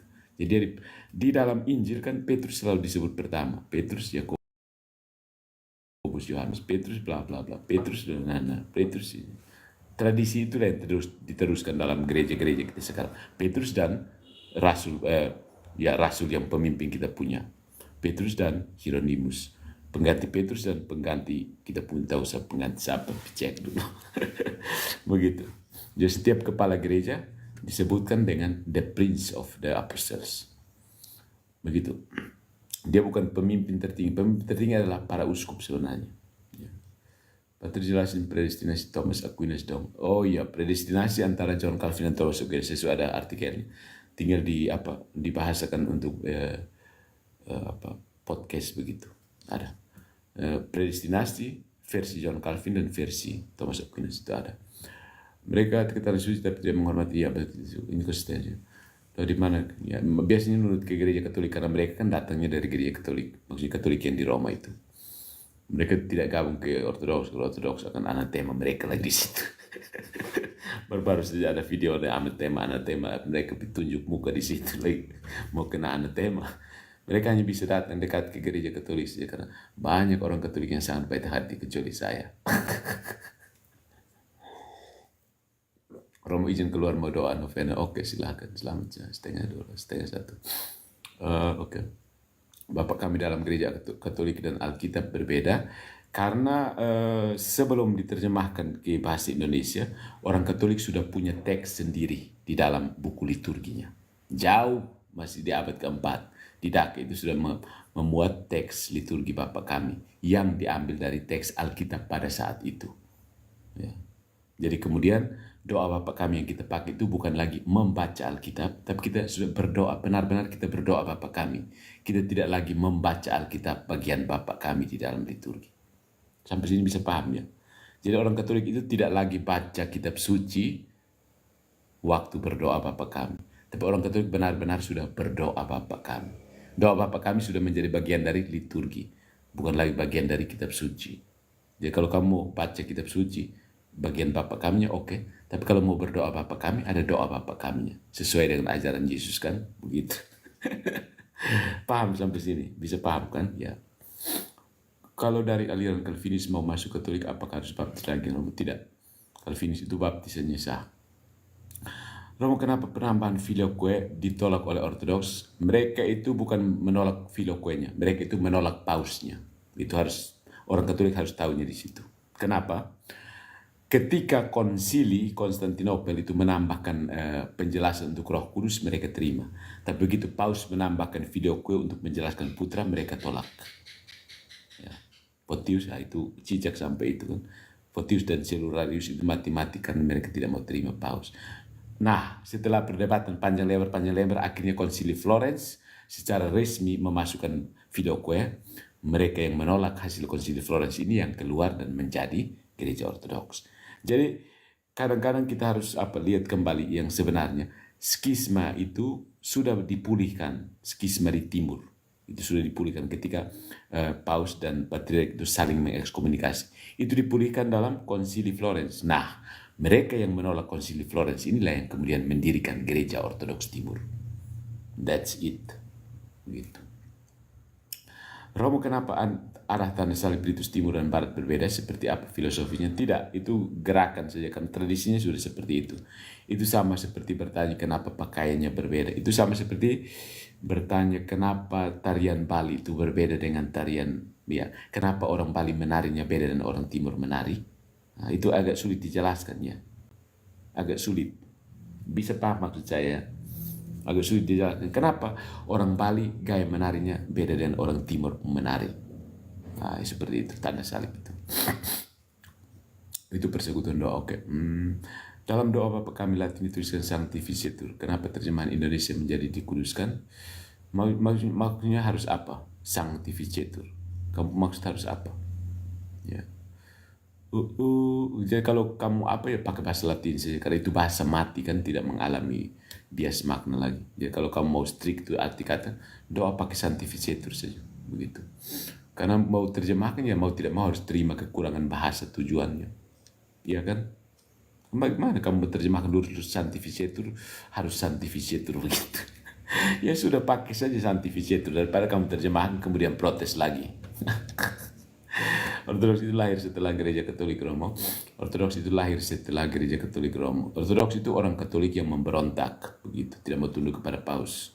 Di gereja hanya satu saja, gereja Katolik. Orang memberontak dan keluar ya bikin komunitas sendiri. Paham Romo karena sudah tradisi, ya paham ya. Pernah dua fiti ya betul. Orang timur itu kalau cicak bunyi itu, berapa Romo Yesus melekat doa Santo Mikael, apakah itu ada pengaruh atau tidak? Ada pengaruh, bagus itu. Romo mungkin Romo bisa berikan penguatan kenapa kita harus bangga jadi Katolik. Ya terserah kamu, kalau tidak mau bangga ya sudahlah. Pokoknya kenapa kita harus bangga? Saya tidak tahu kenapa kamu harus bangga. Kenapa kamu tidak menemukan sendiri? Kenapa untuk bangga saja saya harus membuat kamu jadi bangga? Agak aneh juga ya permintaan seperti ini. Saya tidak bisa jawab pertanyaan seperti itu. Kamu mau bangga, minta orang lain yang harus buat kamu supaya bangga. Itu sangat eksternal dan tidak kuat. Cari sendiri sehingga kamu punya alasan untuk bangga. Begitu. Romo tidur jo, mau ambulasi toh, mau ambulasi maksudnya. Romo tidur jo mau. Romo saya seorang Protestan, apakah boleh doa novena? Silakan saja. Doa novena itu kan alkitabiah sekali kan. Ya, para rasul itu kan berdoa selama 9 hari menunggu kedatangan Roh Kudus. Itu kebiasaan doa novena Katolik berdasarkan dari situ. Jadi gas saja begitu. Yang penting jangan melanggar doktrin Protestan. Sejauh tidak melanggar doktrin Protestan kamu, aman-aman. Pendeta kamu pasti tidak marah. Romo, apakah doa novena boleh diiringi musik instrumental? Boleh. Musik boleh, pakai wewangian yang aroma itu boleh. Pakai lampu-lampu yang pakai cahaya. Itu ciptakan sendiri untuk devosi, itu kan kamu bebas variasi itu. Boleh. Saya bangga jadi Katolik Romo. Oke. Gimana mau jadi Katolik? Romo, apakah doa novena boleh diiringi? Boleh. Jawaban singkatnya boleh. Romo, apakah doa novena boleh? Boleh. Romo, tanggapi Tuhan universal Paus, lalu kenapa kita orang kecil dipersoalkan berbeda? Hari ini pertanyaannya apa sih? Tuhan itu memang Katolik. Terus kamu tidak mau jadi Katolik. Kenapa kamu jadi Protestan? Tuhan itu universal. Terus kamu mau jadi anggota gereja yang universal atau gereja yang Protestan? Begitu. Terima kasih Romo atas penjelasannya. Oke. Romo, apakah doa novena? Ya. Romo, kemarin Paus datang, banyak agama lain yang hujat. Terserah mereka. Paus tidak datang saja mereka hujat, apalagi dia datang. Romo, apakah doa novena boleh diiringi? Boleh. Merupakan gereja Katolik terus Indonesia menjadi gereja Katolik perseten dan dong. Romo, apakah doa novena boleh? Boleh. Katolik kan orang mau bangga saja minta Romo. Ya mau bangga saja masih minta saya harus membanggakan kamu, membuat kamu jadi bangga. Romo kalau ternyata perserahkan kembali ke gereja apa diterima dan gereja terima ajarannya, buang ajaran heresi dan sudah banyak yang kembali. Ya, yang heretik akan tetap ada sampai kiamat. Ya. Jadi kamu jangan pikir Protestan akan musnah dari muka bumi, tidak. Protestantisme akan tetap ada, skisma dan heresi akan tetap ada sampai kiamat. Tapi orang-orang yang bertobat tiap tahun ada masuk ke gereja Katolik banyak begitu. Setan-setan akan tetap menjaga komunitasnya tetap berada. Apakah doa novena harus pakai altar dan lilin? Ya, doa novena harus pakai altar dan lilin. Altar itu tidak dipakai untuk devosi, altar itu untuk liturgi. Mungkin maksud kamu meja dan lilin. Doa novena kamu bisa sambil rebahan, itu urusan kamu, itu benar-benar pribadi. Customizable, jadi kamu customize seperti apa terus. Yang penting yang sopan dia, begitu. Oke. Romo itu hari pendeta baku pukul dan pengantin itu kenapa yang di Fatuleo? Saya belum tahu. Mau tanya orang Fatuleo dong. Saya biasa tidak ikut cerita begitu. Mereka makin sakit dan misi Timor Leste umatnya kaya. Ya, Romo bukan ahli tafsir mimpi saya betul. Alfred Helong. Alfred lupa apa yang betul sekali. Ya Alfred Helong. Kenapa kok? Mau tanya apa Alfred? Kayaknya Protestan, kira-kira varian apa yang masuk dan ikon begini? Romo, apa artinya mimpi melihat Tuhan Yesus dengan cahaya yang terang di mata? I don't know. Romo, kenapa harus roti dan anggur? Bagaimana jika Yesus menggunakan bahan lain? Ya, jika dia menggunakan bahan lain, ya kita pakai bahan yang lain. Jadi kalau kamu mengandaikan, maka pengandainya akan kemana-mana. Jadi sudah, andai saja Yesus pakai itu, ya pasti kita akan seperti itu.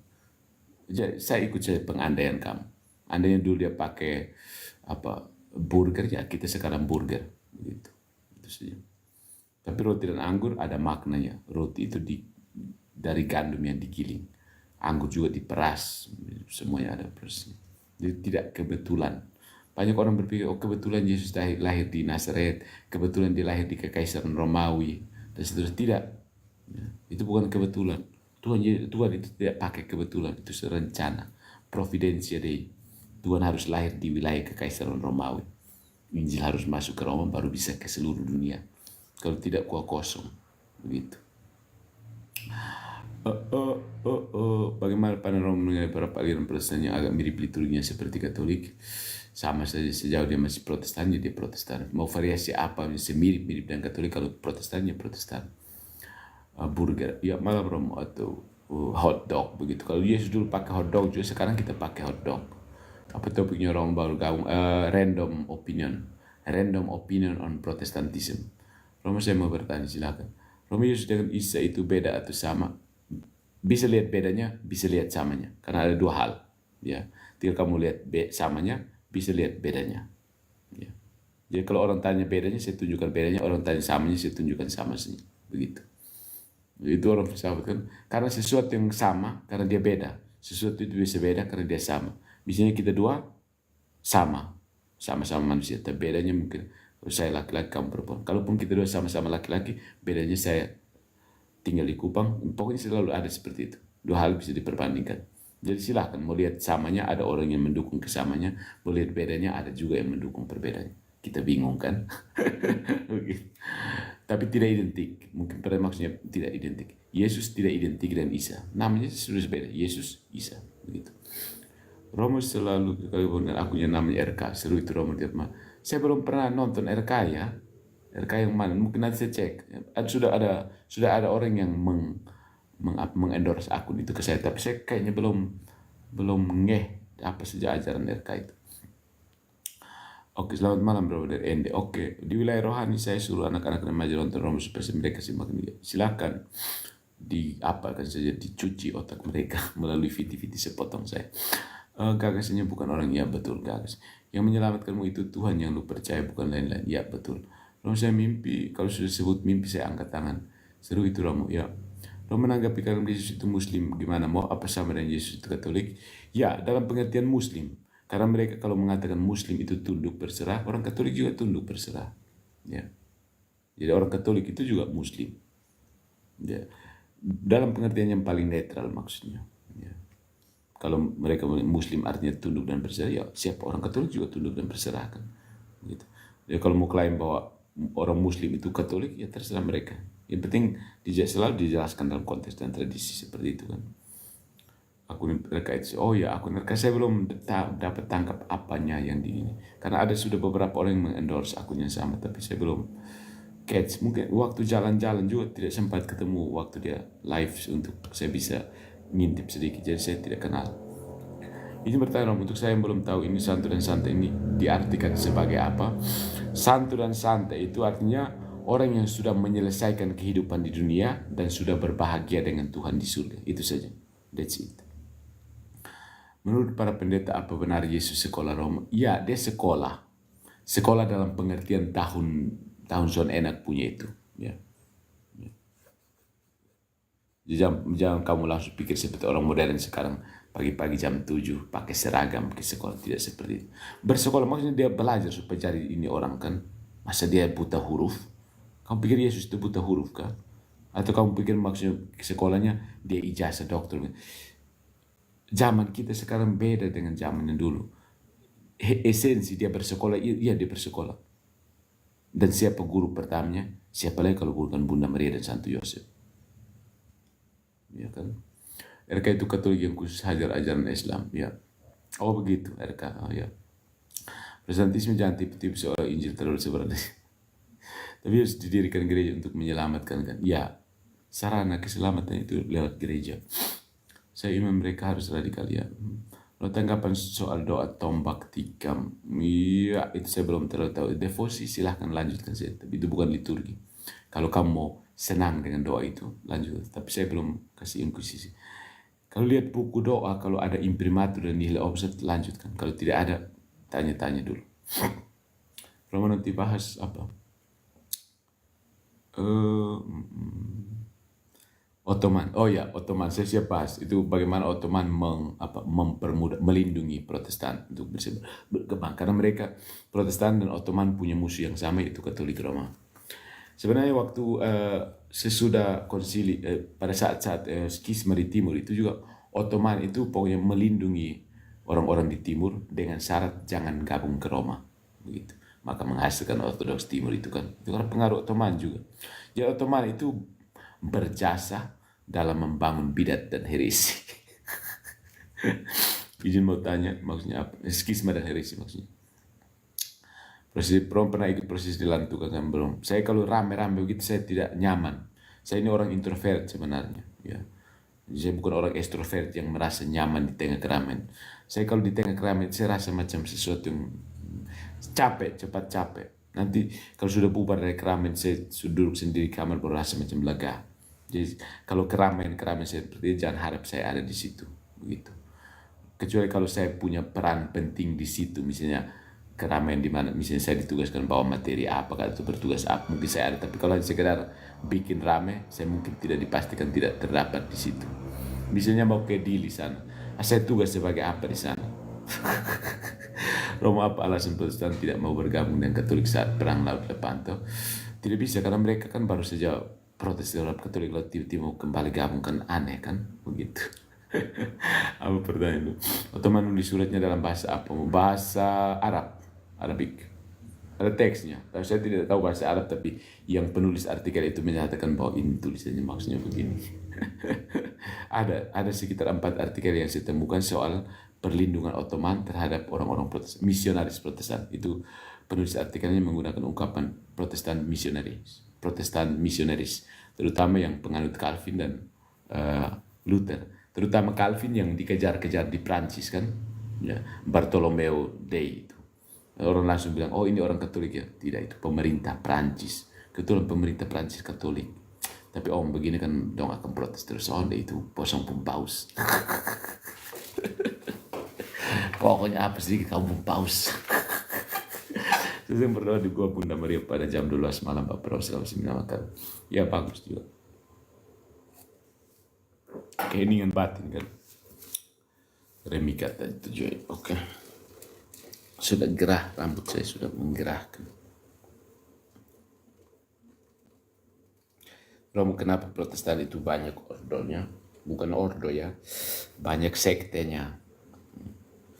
Terpisah karena masing-masing orang kan mau baca supaya tafsir ikut mau sendiri. Mau gabung di mana? kecuali kita home pimpas saja. Ya. Kayaknya Deki bermaksud supaya itu kita hanya masing-masing tafsir lalu datang kita tinju, berdansa, kalau tidak menang ya kita pakai tarik undi saja begitu. Ya kadang-kadang mungkin kita ajak paus-paus Protestan, mari kita tarik lot saja daripada kita debat panjang lebar, pakai tarik undi saja gitu. Pakai koin kita buang kepala atau ekor apa itu, tail or apa kalau bahasa Inggrisnya, kita pakai koin saja, buang koin saja sudah. Nanti sesudah itu tiap tahun kita pakai koin begitu. Jadi selama tahun 2024 kita semua jadi Calvinis begitu. Di tahun 2025 kita semua jadi Katolik. Tahun 2026 kita apa? Oneness semua. Karena semua Kristen benar kan menurut Protestan. Jadi kita pakai giliran saja. Tahun ini kita semua Calvin. Tahun berikutnya kita semua HKBP. Berikutnya lagi kita masuk Advent semua di Indonesia semua, di seluruh dunia Advent begitu. Lalu tahun berikutnya lagi kita masuk Mormon. Berikut saksi Yehova, putar semua 60.000. Wih, sampai berapa tahun oh? Kapan saya penggiliran juga? Aduh, begitu ya. Begitu pasti ya maksudnya. Daripada kita debat, mendingan kita demokrasi ala Protestan saja. Jadi kita pakai giliran, pakai urutan, pakai abjad kan. C, Calvin pasti duluan C kan. Kemudian mungkin lagi Luther. Pakai satu bulan juga baik supaya jangan terlalu lama. Karena 60.000 ini, 60.000 bulan. Waduh. Tarik tambang juga baik. Jadi begitu, kita sudah jadi Protestan.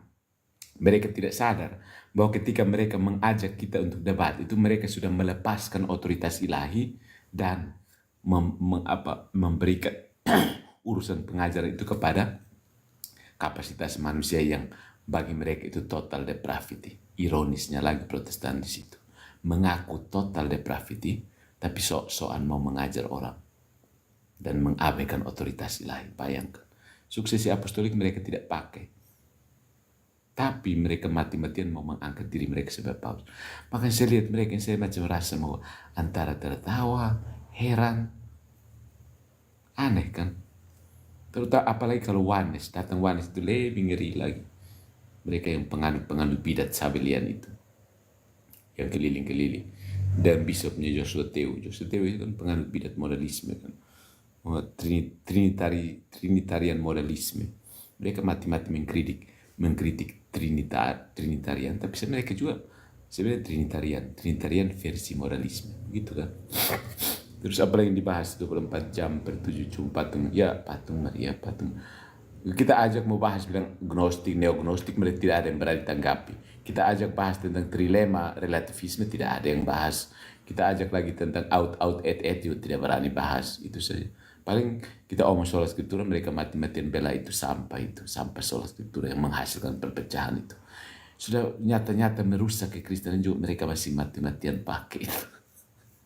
Protestan yang tidak bisa evaluasi diri kan? Kan namanya direform. Buang sudah itu soal skriptura, terbukti tidak memberi kontribusi apa-apa kepada kemajuan duniawi dan surgawi. Terbukti bahwa Protestan itu hanya bisa. Ya, nanti ada satu topik juga tentang bagaimana Protestan itu hanya bisa berfungsi karena ada gereja Katolik.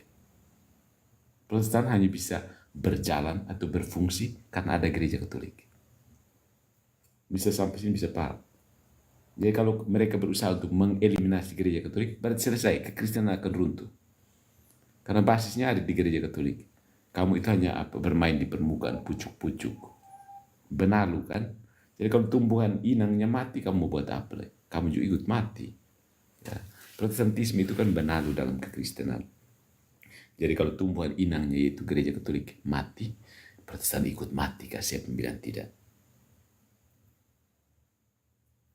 Ya, wahai Kristen yang baik tidak perlu menjelek-jelekan sana. Ya, tidak perlu menjelekkan sana sini, hanya menyatakan benar atau salah. Jika ya, katakan ya, jika tidak, katakan tidak. Itu saja.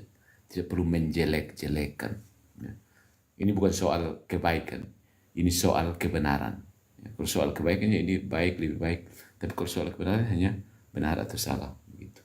Tidak pakai jelek-jelekan. Begitu. Belum tentu, oke.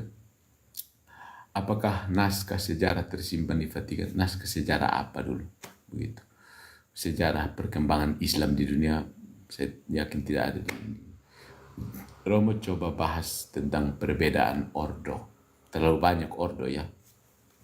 Beda-bedanya itu sama seperti kalau misalnya saya mau apa analogikan itu seperti taman bunga. Ya. Kenapa kamu terlalu banyak tanam bunga begitu beragam macam, misalnya tidak tanam mawar semua, begitu. Coba pikirkan. Di dalam kebun bunga kamu itu kamu hanya tanam satu macam bunga kan? Itu kecuali kamu mau apa misalnya mau bisnis, ya, bisnis mawar misalnya ya kamu pasti tanam mawar semua. Tapi kalau kamu tanam demi sebuah keindahan estetika, pasti tanaman kamu tidak hanya mawar saja kan? Beragam macam bunga kamu tampilkan di situ. Begitu analogi sederhananya. Perlu mati tapi betul gitu. Oke.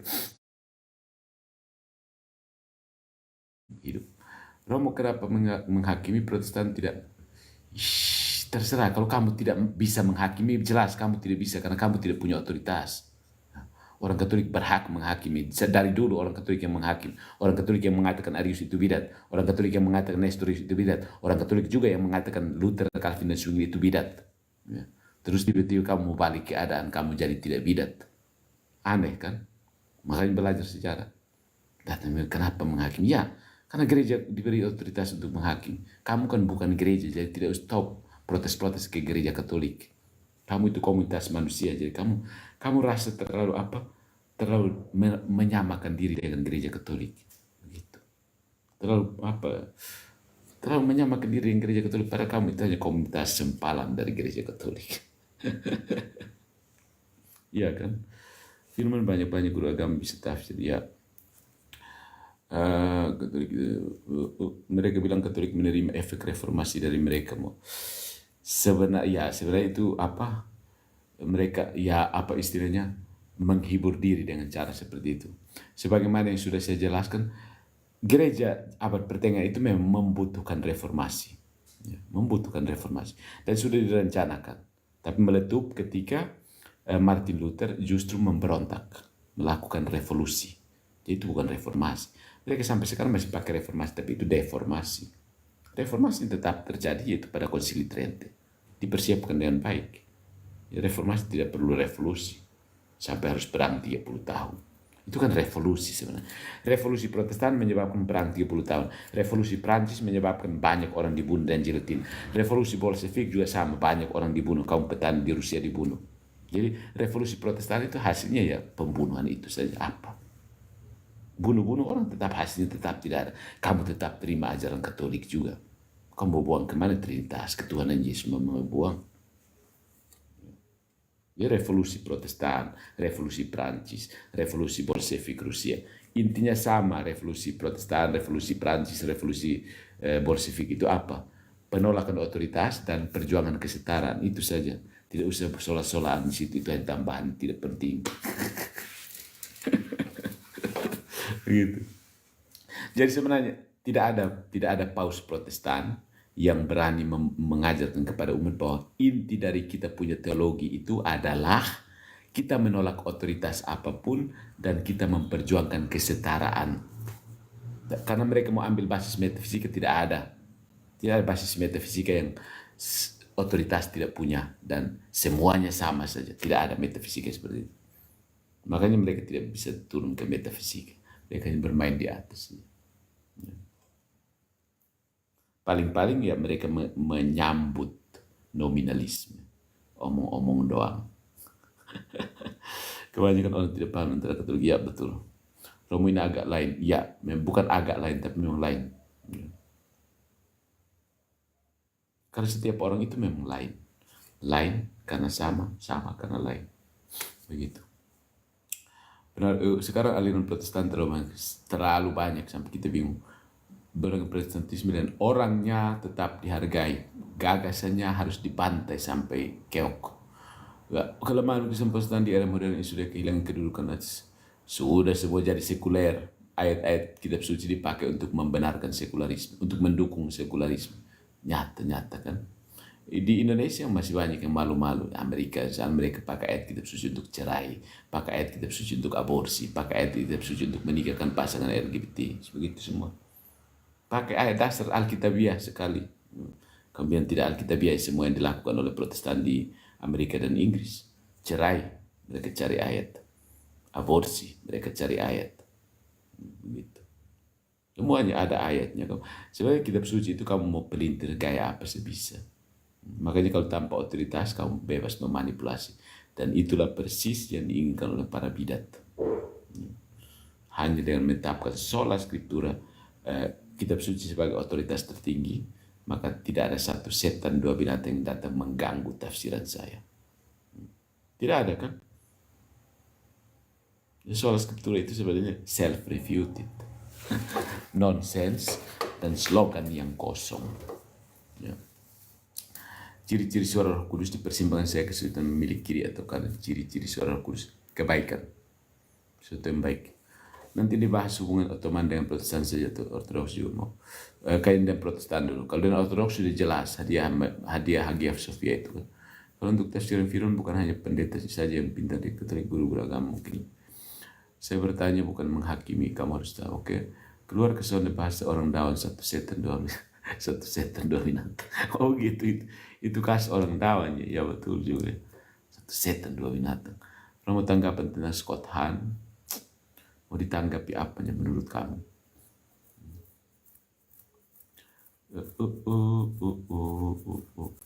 Scott Hahn banyak apologinya, tapi dia apologi karena dia lebih apologi yang lebih lembut, soft apology. Ya. Sehingga saya tidak terlalu tertarik.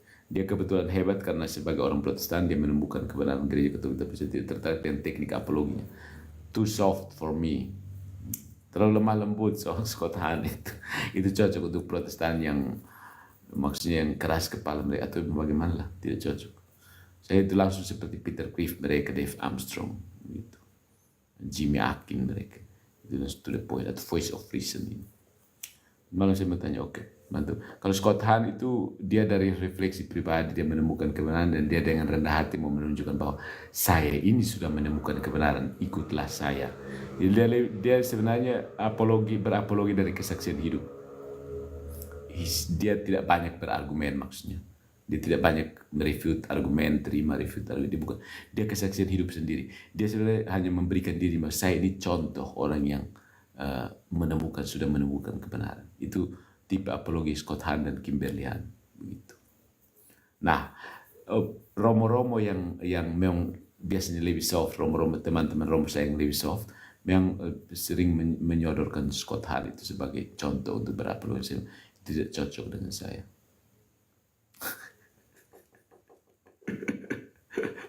Saya tipe logi itu cut langsung. Orang lain di Timur Leste, ini Timur tersibuk TikTok. Ya, di Timur Leste cari apa di sana? Saya penting apa di sana? Aku mau di Timur Leste. Itu orang pun negara juga.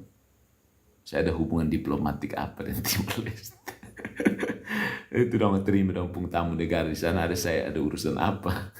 Presiden Vatikan kunjung Presiden Timur Leste. Saya pinta saya di sana buat apa? Buku sejarah teologi bagaimana? Buku sejarah. Ada urusan apa ya tiba-tiba orang presiden kepala negara Vatikan berkunjung ke negara Timur Leste? Saya pinta saya buat apa di sana? Kira-kira urgensinya apa saya ke sana? Hanya karena saya sering membahas Protestan maka saya harus ke sana? Ada hubungan apa? Bestari saudara nalar. Oke, Romo ke apa Protestan tidak percaya itu berdoa sama Bunda Maria? Ya tidak tahu mereka punya alasan apa. Karena bagi mereka ya Yesus itu tidak peduli dengan semua orang. Yesus hanya peduli dengan mereka saja. Yesus hanya peduli dengan orang Protestan saja.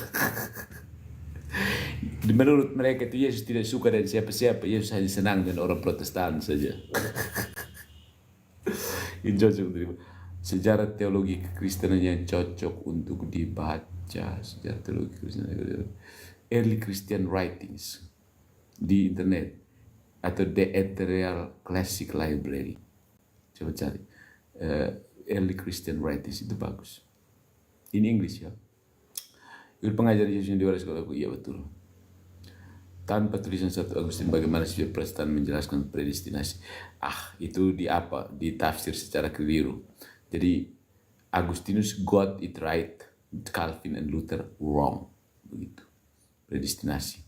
Mereka itu sudah masuk double predestinasi, bukan predestinasi. Ada yang Ottoman suruh Ortodoks jangan gabung ke gereja Roma, itu sejarahnya yang mana? Ya itu mereka ada waktu mereka sudah menguasai ini apa masjid itu Hagia Sophia. Orang-orang di situ kan orang masih Katolik sebenarnya. Persatuan masih dimungkinkan, tapi semakin jurang semakin mengalir karena Ottoman itu membolehkan melindungi orang-orang Kristen di situ, tapi musuh Ottoman itu bukan orang Kristen, musuh dia Kristen yang di Roma. Makanya dia beralai, bahasa Inggrisnya alai itu bersekutu ya, alai dengan orang-orang Kristen di timur itu di sekitar Bizantium, orang Kristen Bizantium, tapi dengan syarat kamu menghindari kontak dengan Roma. Ya. Akhirnya ya mereka di situ jurang semakin tinggi dan persatuan semakin tidak bisa. Akhirnya Ortodoks modern sekarang yang tidak belajar sejarah mengatakan bahwa orang Katolik heretik, nah apa segala mereka yang gereja sejatinya. Seperti biasa, semua bidat-bidat di kekristenan itu prinsipnya satu sama, great apostasi.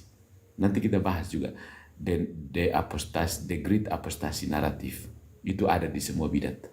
Ya. Semua bidat-bidat Protestantisme dan skismatik itu pada prinsipnya punya satu hal, punya satu teori besar, yaitu bahwa gereja Kristen sudah sesat.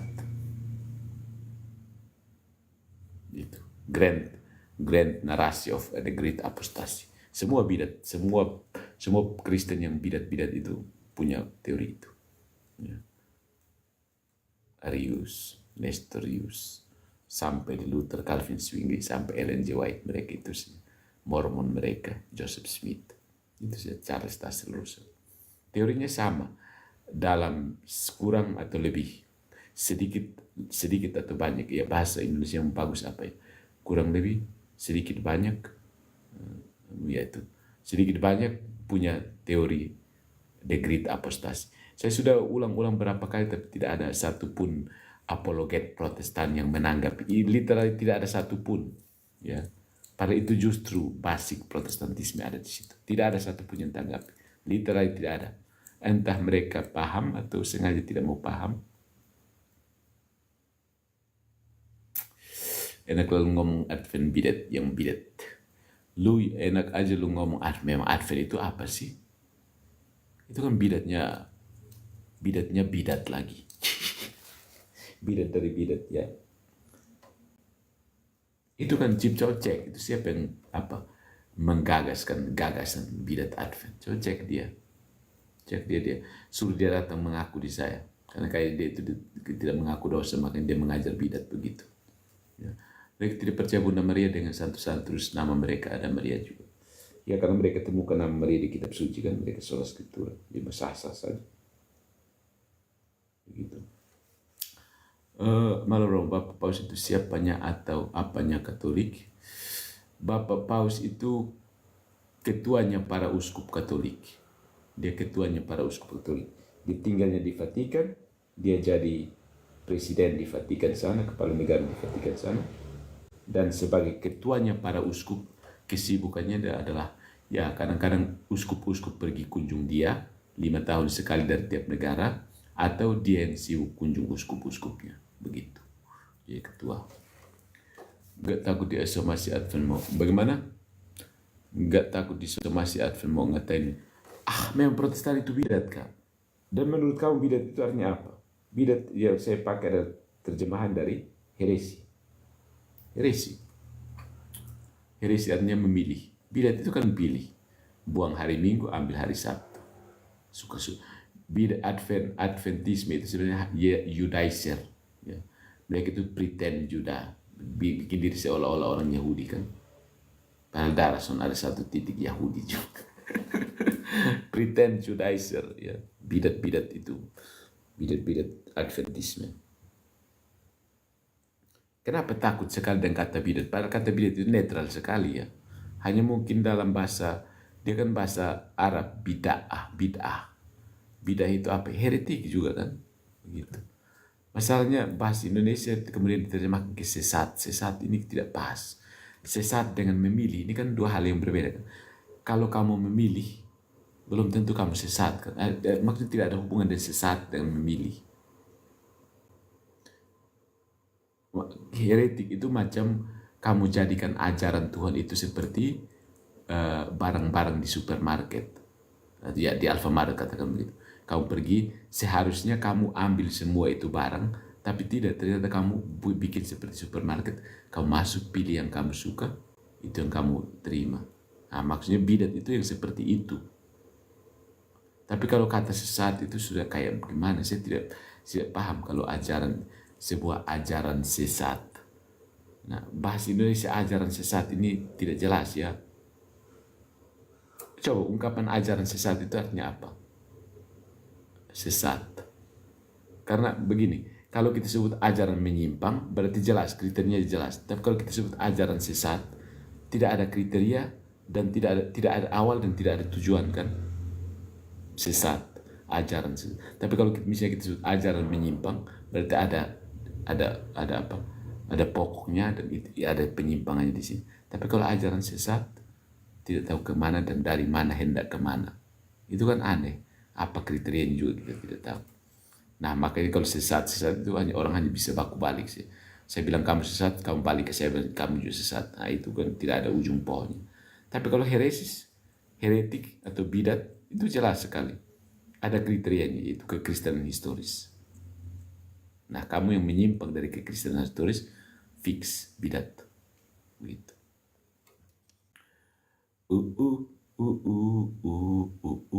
Cara kerja reunifikasi atau persatuan gimana? Dogma-dogma yang ditolak gereja timur harus diterima berarti. Ditolak gereja timur. Gereja timur tolak dogma kan? Tidak ada. Gereja Katolik itu sudah lengkap. Yang skismatik dan heretik mau masuk. Buang kampung skisma, buang kampung heresi. Itu saja. Ya. Kau pikir gereja Katolik itu gereja barat dan gereja timur dari dulu sampai sekarang. Dan selama-lamanya. Bernapas dengan dua paru-paru.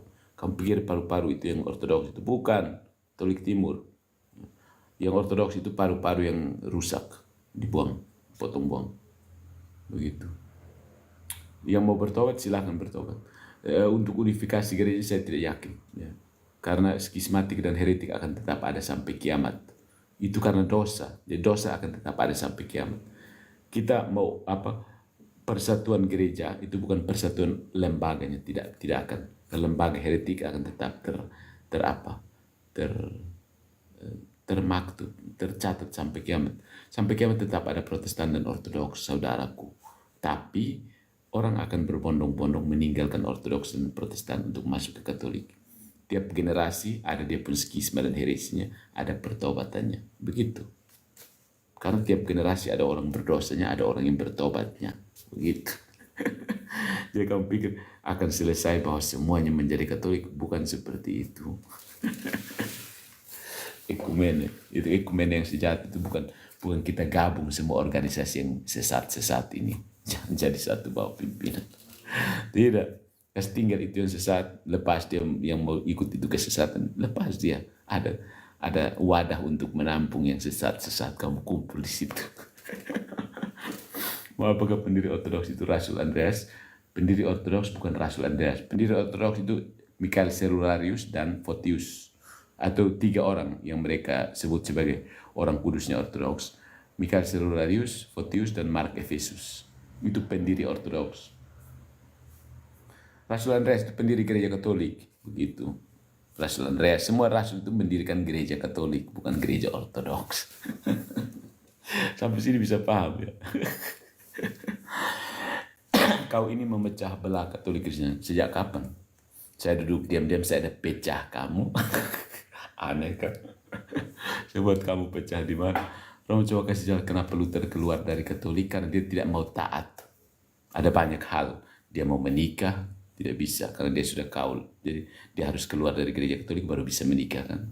Yang kedua, kalau dia di dalam gereja Katolik berarti dia punya opini pribadi tidak bisa diterima orang. Karena itu menyimpang. Makanya dia harus keluar dari gereja supaya bisa mengajarkan tafsiran pribadinya. Begitu. Itu saja. Dan yang ketiga, dia punya dosa ketidaktaatan. Dosa asal. Pastor saja bisa. Patriark Konstantinopel yang bernama Nestorius saja bisa tidak taat, apalagi pastor apa saja model Luther. Begitu. Kamu pernah ingat kan? Nestorius itu patriark Konstantinopel. Dia bisa keluar dari gereja, apalagi cuma Luther. Anak kicik.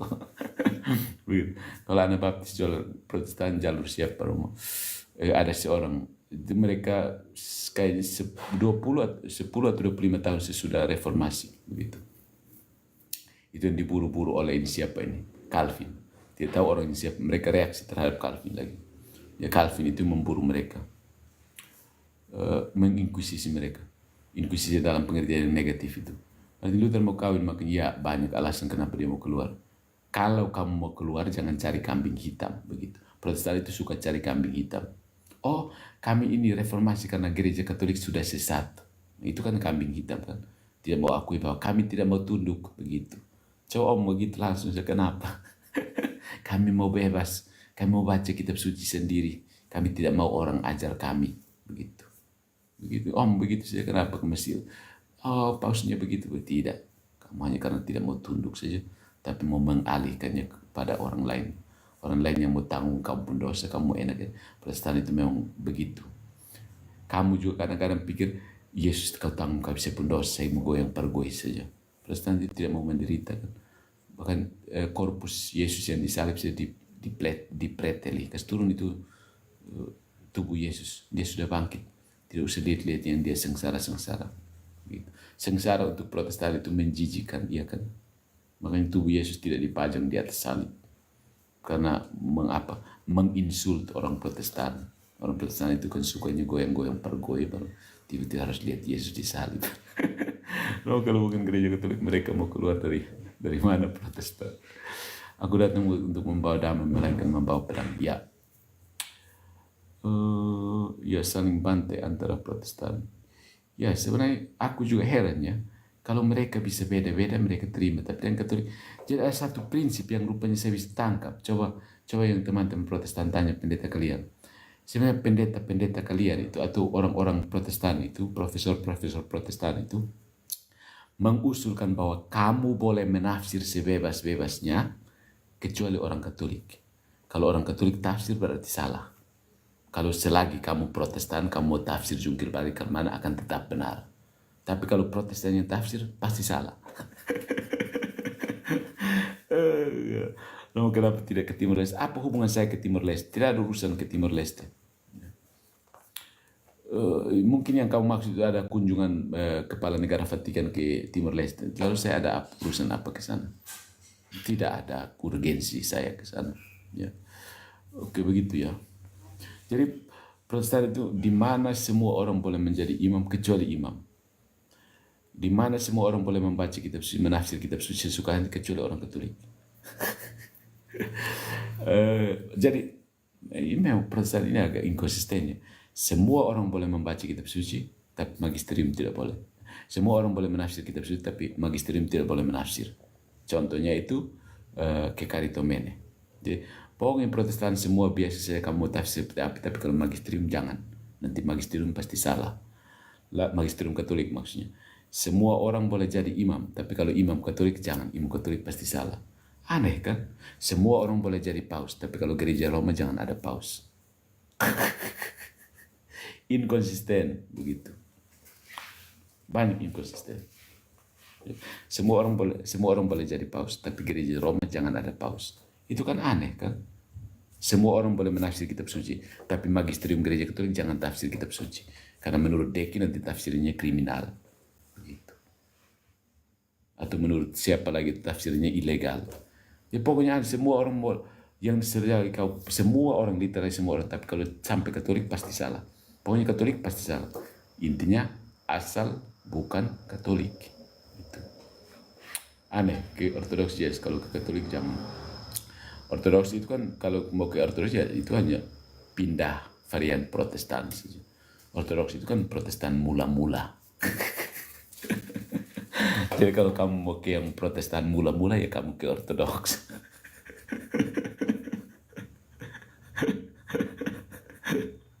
Begitu. Ortodoks itu kan Protestan mula-mula. Jadi kalau kamu mau cari jemaat mula-mula yang protes itu yang Ortodoks itu. Ya. Protestan mula-mula. Jadi kalau kamu cari yang mula-mula yang seprotestan dengan kalian itu masuknya ke Ortodoks.